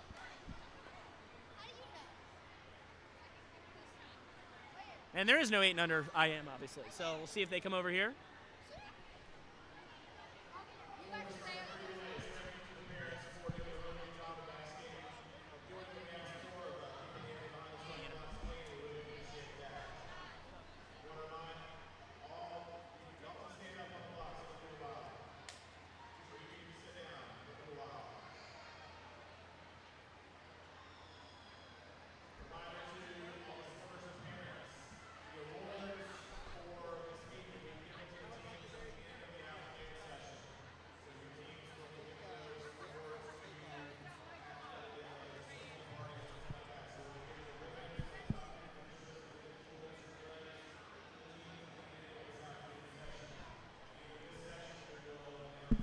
right, we are back with Finn Gaston for the third time today.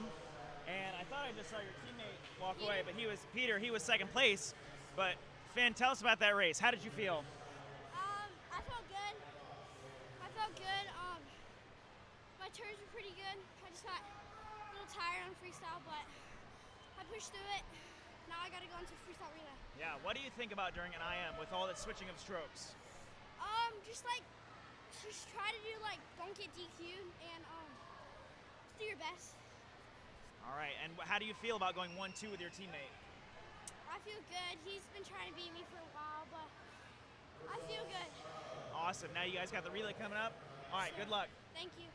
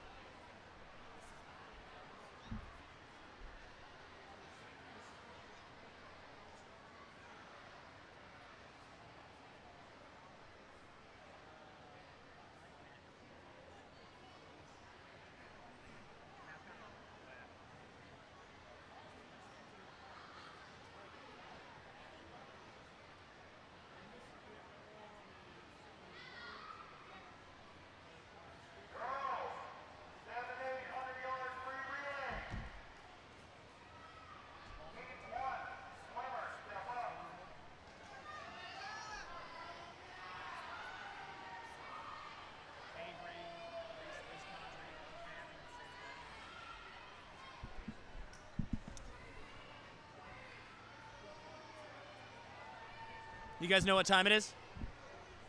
Time for the relays. I was going to say relay time. Okay, that's pretty good.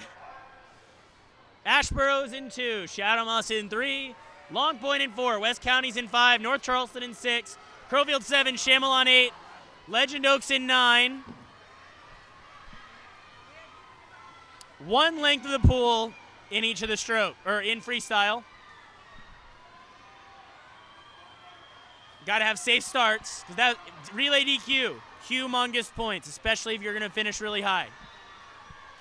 So all the past locations for the city meet, everyone was kind of on top of each other. It's like that in the Clerk of Course right now. Yeah, but like, there's no one there on the turn end. It's just timers down here. So I think a lot of coaches feel a lot better that there's no one yelling go to somebody, which an 8-under might hear and go and leave early. Or stop. Yeah, so it's this setup is a lot. And thanks again to North Charleston for making it happen on a holiday weekend, getting lifeguards and getting everything together, because it's not easy, but that makes the little kids swimming easier, just having space on the bulkhead for them with no one around. North Charleston entered at 1:23.37. Oh, but they're not winning this anymore. West County, big swim for the Whales. Look at this, what an enormous effort. West County moving up in 1:19.84.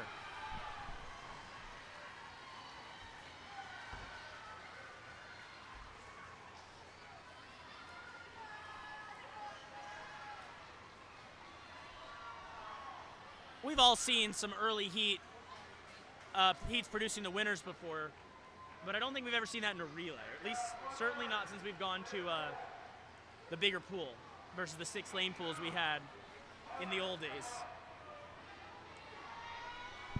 Yeah, proximity and the spirit, all that stuff matters. The emotions play a big role.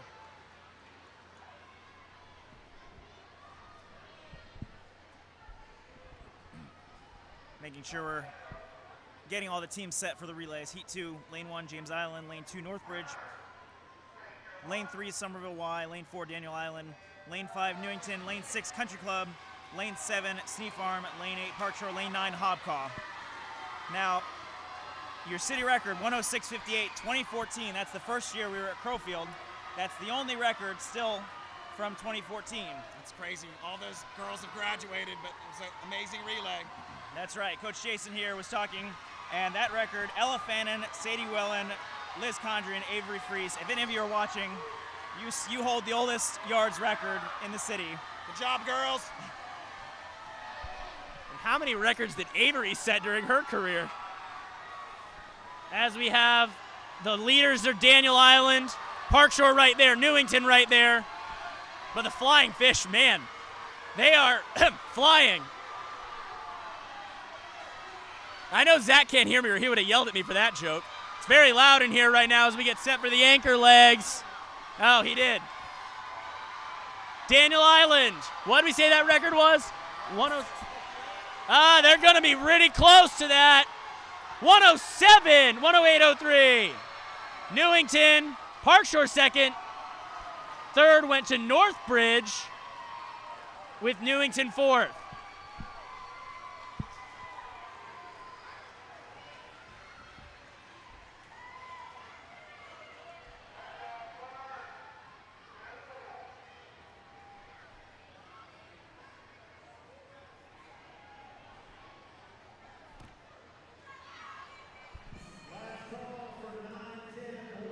I mean, that's pretty fast just to get that close to a record that lasted for that long. It's really crazy that, you know, we'll call it the yards era, city meet, the live stream era, because both of those started in 2014. The swimmers who were winning events in 8-unders are no longer in the league. That's weird. Yeah, you know, here at Daniel Island, really giving their older kids a great leg up. You know, trying to run for 3 championships in a row, and they're just doing so amazing today. Daniel Island, you guys are rocking it out. Huge morning for the Daniel Island Flying Fish. Guys, tell me your names. Olivia, Nina, Riley, Carolina. So how excited are you to win this relay? Really excited. Really excited. What have been the vibes among the Flying Fish today? What have you guys been talking about as you've been trying to pull this off? Well, we've just really been practicing, and we've been friends, and we've just been telling each other, good job. You got this, and you're going to be really good today. This means a lot to us. I'm sure it does. What are you guys going to tell? What message do you want to leave for your older swimmers coming in, well, now for this afternoon session? Try your best. They're going to do really good, and just be fun. Just have fun. Congrats, guys. Thank you. Thank you. One would hope they're coming in now. It's almost 12:30. Well, David, you did tell them to wait in the parking lot. David did tell them to wait in the parking lot, so if they're not in here, that's his fault.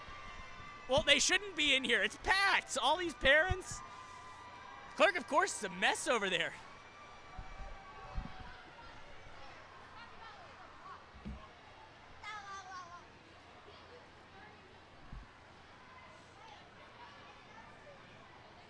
While we have a minute, thanks to our everyone who organized this live stream, we're glad to be able to bring this to you once again, to an audience around the Charleston area, maybe the world, who knows. If you're watching, if you're watching from somewhere crazy, send us a message. Me, Zach, Jason, or anyone here, and get it to us.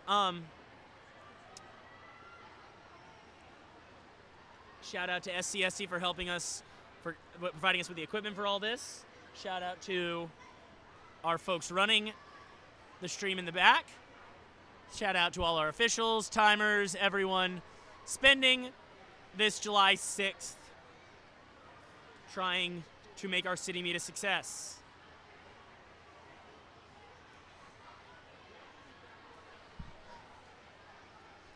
6 more relay heats to go before we turn it over to the older ones. And we go on vocal rest.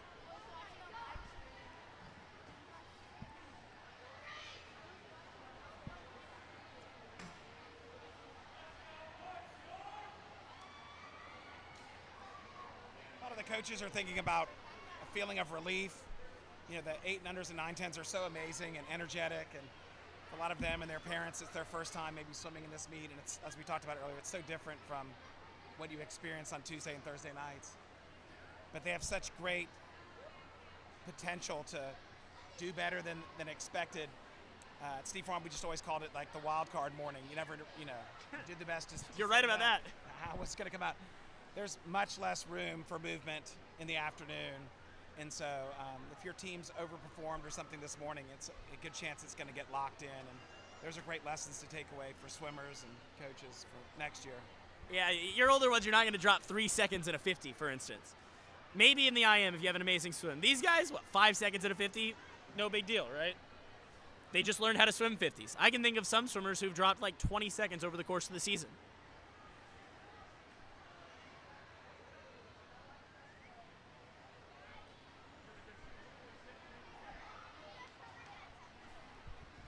Big shout out right now to the coaches who have first warm up this afternoon, because yikes.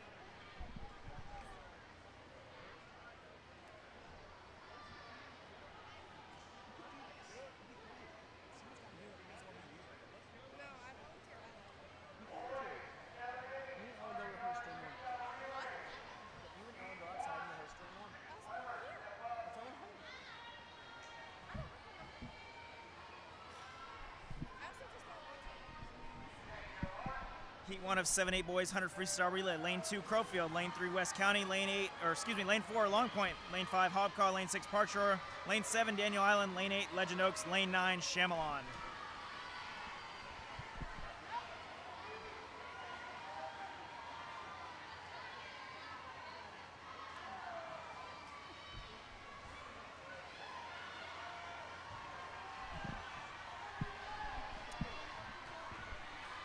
So is this another thing that made you nervous, waiting to make sure the little kids didn't jump?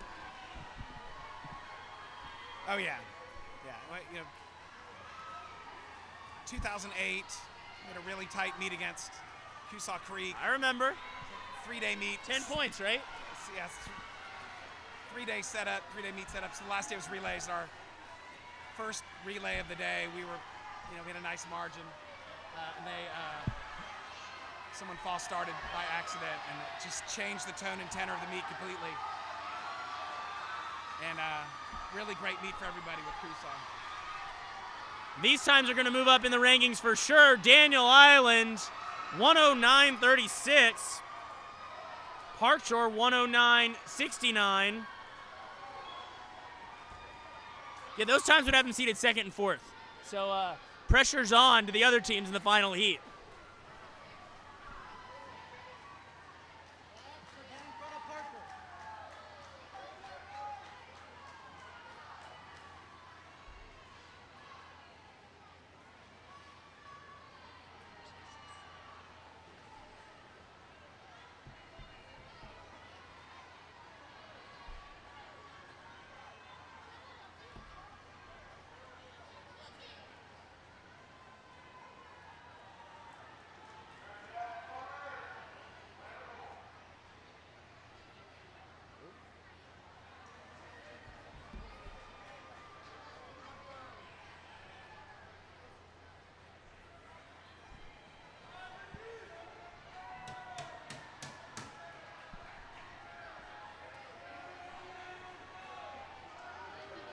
Heat 2 lining up behind the blocks. Lane 1, North Charleston. Lane 2, Northbridge Terrace.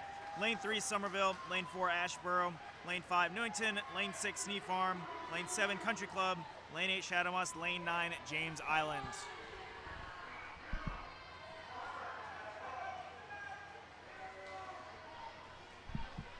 Wait, why is James Island in a yellow cap? That's confusing.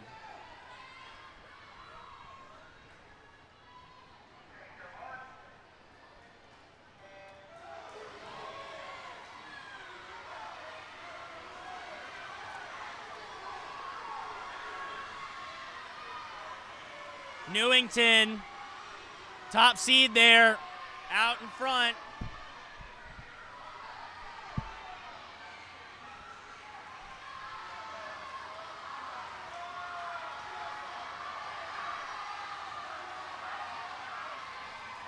Now it's the Y. Boy, have they been a standout team here.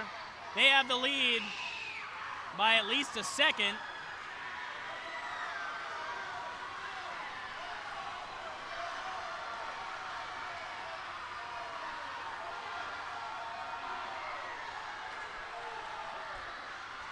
Wow, you see the changes. Newington, Snee Farm. Up at the top, toward the top is Shadow Moss. And here we go. Newington, no goggles. Can they do it? They can. No, ooh. I don't know, did they? I have no idea. We're going to get these times in a minute.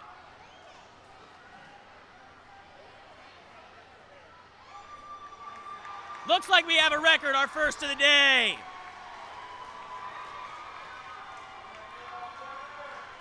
No, what? No, we don't. Never mind. We just heard someone shout that, but I don't think that was a record. It's fine. You would know. He's your brother.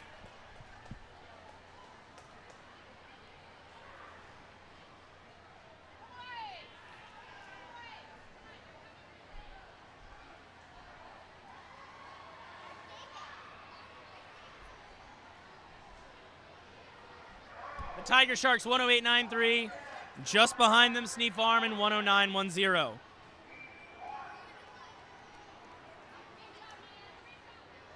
No, excuse me. Just behind them was Shadow Moss, then Snee Farm, and the times from the previous heat placing 4th and 5th, respectively.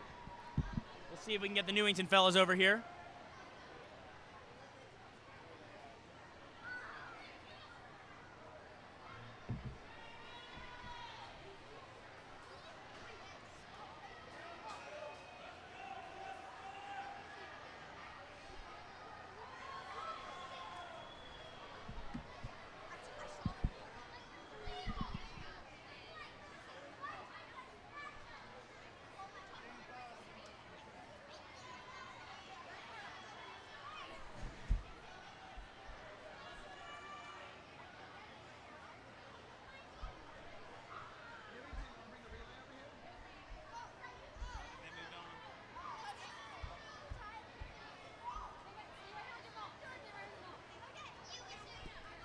We're in a maybe, maybe not on that one. Victoria, want to tell them to come here?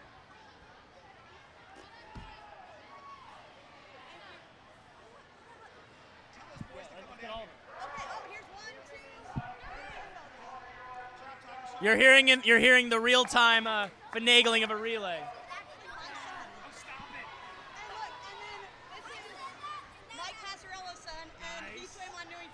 We'll let them introduce themselves.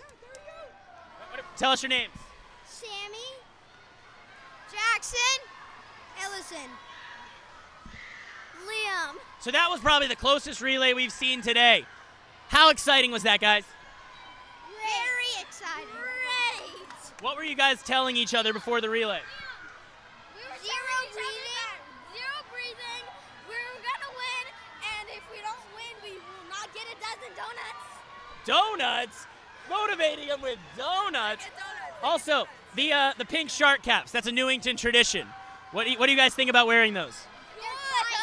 They're very tight. They're very tight, but they're pretty cool. You can't keep it though, right? I know. Well, congratulations, Newington.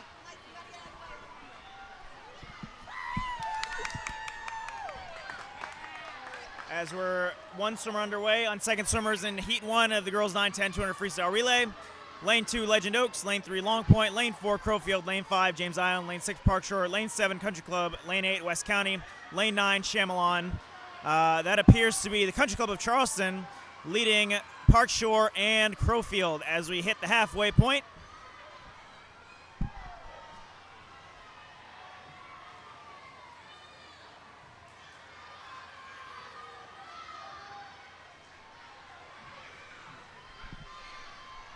So again, all these times will be added up.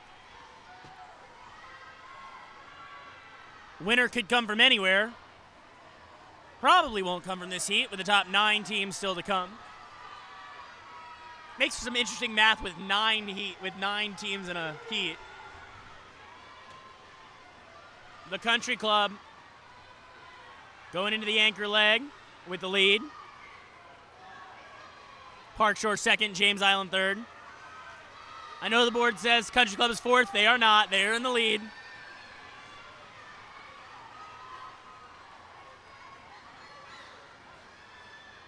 The board lied. It's better than the old timing system when it used to like flash up and you never knew what was going on. Single scrolling. Park Shore trying to steal this one. Country Club takes it 227.50. Park Shore second, 227.98.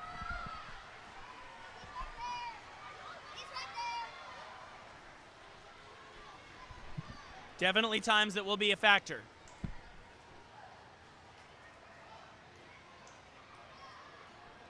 In the tops of this heat.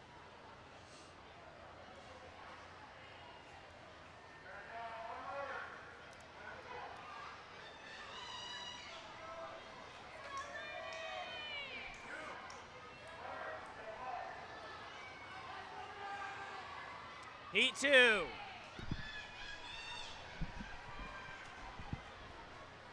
Heat 2 of the girls 9-10 freestyle relay. Lane 1 is Ashboro. Lane 2 is Hobcaw.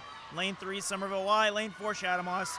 Lane 5, Northbridge, your top seed by almost 7 seconds over North Charleston. Lane 6. Lane 7 is Newington. Lane 8, Sneap Farm. Lane 9 is Daniel Island.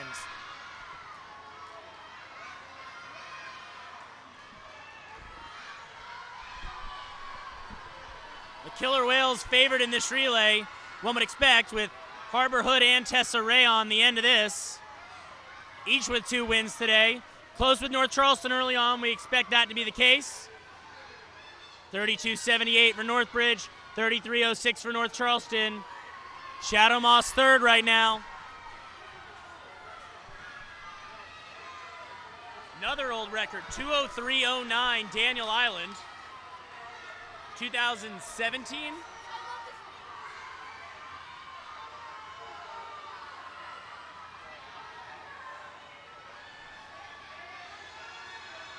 The Barracudas opening up a lead here. 1:05.86. We'll see if that lasts.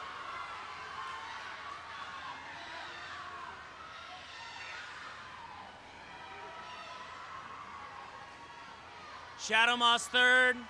Up toward the top of your screen is Daniel Island.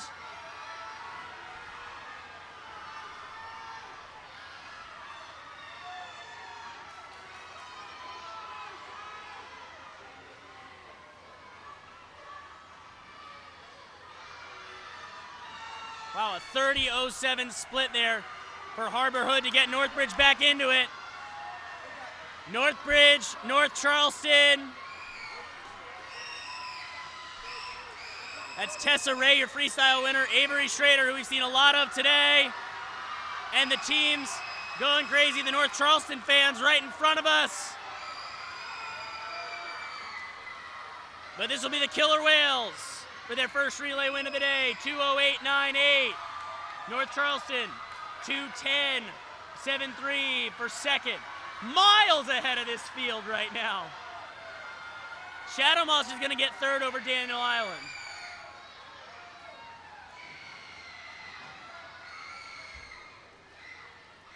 Someone from Hobcott touched the pad accidentally. They are not second. It's happened a couple times. Yeah, swimmers stay away from that pad. Northbridge with the win. North Charleston second. Shadow Moss, Daniel Island, and Snee Farm.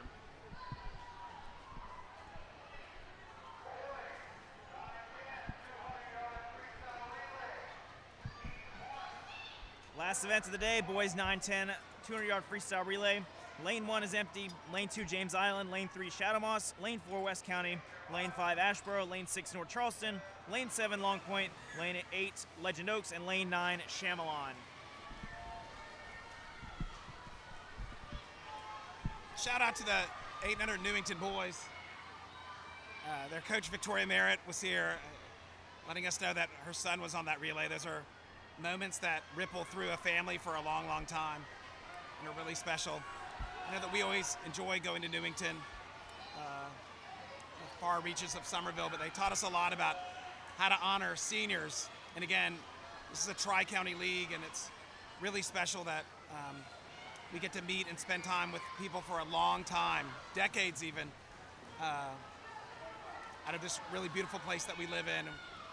It's just nice. So congratulations, Tiger Sharks. I think one of all of our favorite parts about this meet is the senior recognition, which we'll see at the start of the afternoon session.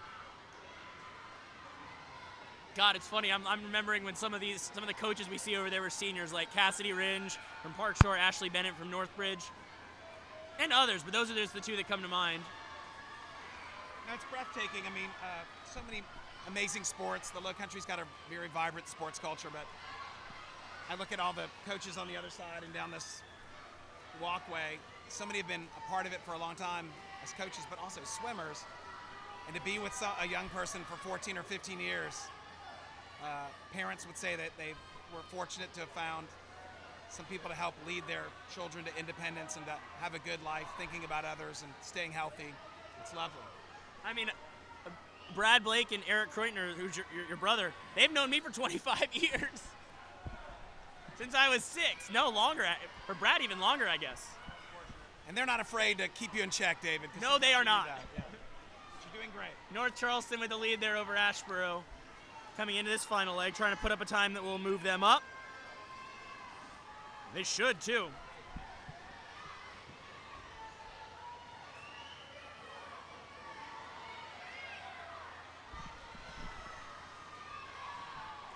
It took a 2:21.68 to be seated in the top heat.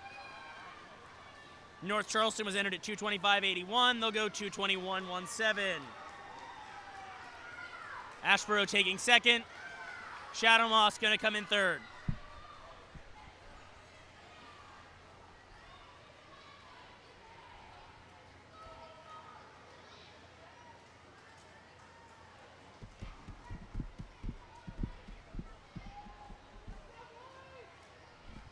All right, as we get ready to start the final heat of the day, if you are in the parking lot and you're at warm-ups in a few minutes, come on in. Based on the size of the crowd in the athlete bleacher, they've started to file in now. Oh, yeah, they definitely have. But if you're waiting, don't wait any longer. This is it, 12:47, we're our final heat of the day. The 9-10 boys freestyle relay. Lane 1 is Somerville, Lane 2 Northbridge, Lane 3 the Country Club of Charleston, Lane 4 Snee Farm, your top seed in Lane 5, Daniel Island Swim Team, Lane 6 Newington, Lane 7 Park Shore, Lane 8 Hobcaw, and Lane 9 Crowfield.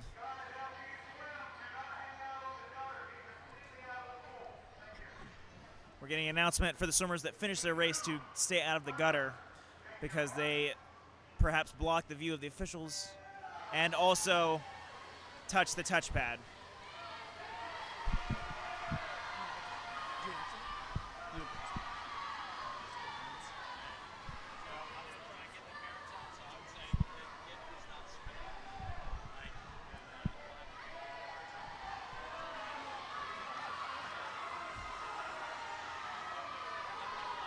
It is the Daniel Island swim team, another great age group.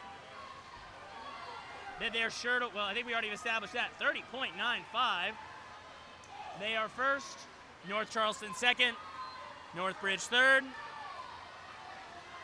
Sorry, Newington is second. North Charleston was in the last heat.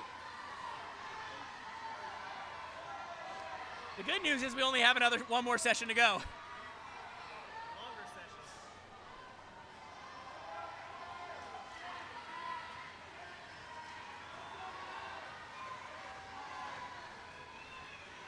At the halfway, Daniel Island 103.79, followed by Newington, followed by Sneed Farm, followed by Northbridge.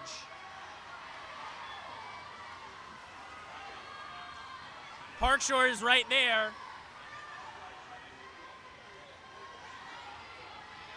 Park Shore's probably moved into fourth.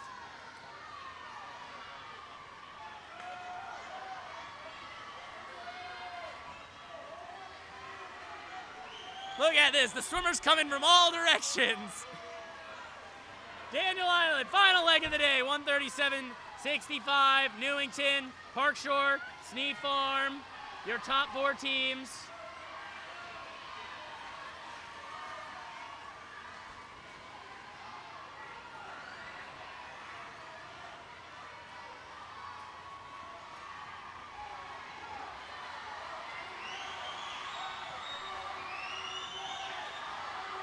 Final time here, 2:06.45, 28.8 on the anchor leg. How about that? Park Shore for second. Sneed Farm third.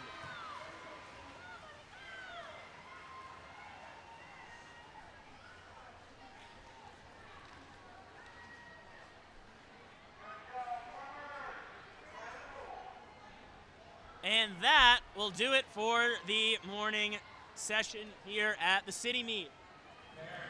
We'll have the scores for you at the start of the next session. Daniel Island has the lead in the team race, and honestly, it could just get more than that this afternoon. Jason, Zach, any final thoughts? Well, it was a lot of impressive performances this morning.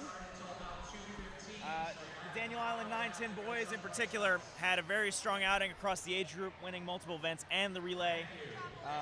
Northbridge Terrace on the 9-10 girls as well had a number of wins, but really just great to see a lot of smiles, a lot of excitement, and the cheering, and hopefully we can match it with the older session this afternoon. Yeah, you know, there's so many takeaways from summer swimming. It could be I made the City Meet, I made the relay, I didn't get disqualified, and then all the great memories for parents, seeing your child do something that you didn't think they could do, and same with the children. And then for the coaches and the teams, there's so many different things they're thinking about. Where are we trending where we want to trend? You know, what division does it look like we're going to end up in? You know, now there's a lot of storytelling with the older kids, and it's really nice. But Daniel Island's definitely overperformed this morning, and the two-time champs looks like they're setting themselves up for a repeat performance. So good job, Coach Rose, Van Meter, and Daniel Island. And again, thanks to North Charleston for putting this together on a holiday weekend. Really looks neat because the storm has produced a not so hot inside, which has made really good conditions for fast swimming. Well, gentlemen, we'll see you back here this afternoon. Absolutely. We got the DI swimmers real quick. Let's hear from them. Gentlemen, tell us your names. Peter, Kellen, Tavin, Finn. So guys, what a dominant session for you. How are the Flying Fish feeling? Really good. Great. Awesome. We asked your 7-8 girls this. We're going to ask you guys, what's your message to the older swimmers as they get ready for this afternoon? They better, if they win, then we all win. Yeah. They better go fast. If they sell, we're going to be unhappy. Yeah. I don't know what that means. I'm going to throw a tantrum if they lose. Yeah. Good luck. Yeah, good luck. Wait, guys, can we do a shout out? Quick one. Guys, shout out to Coach Rose. Coach Carter and Coach Maria. All the coaches. All the coaches. All right, congratulations to Daniel Island. Thank you. Thank you. Thank you.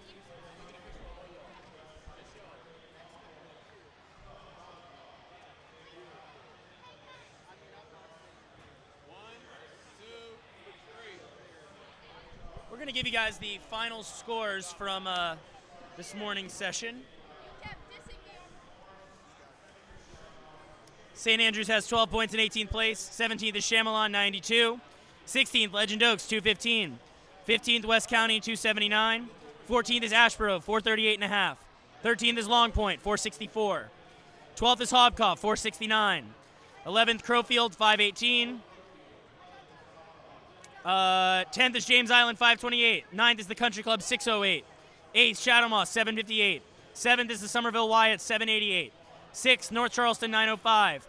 5th is Park Shore, 928. 4th is Newington, 944.5. 3rd is Sneak Farm, 1030. 2nd is Northbridge, 1,107. And Daniel Island at the top of the table with 1,182 points. So that'll do it for this morning. For Andres, Jason, Zach, I'm David Reeder. See you back here just after 2 o'clock for the afternoon session.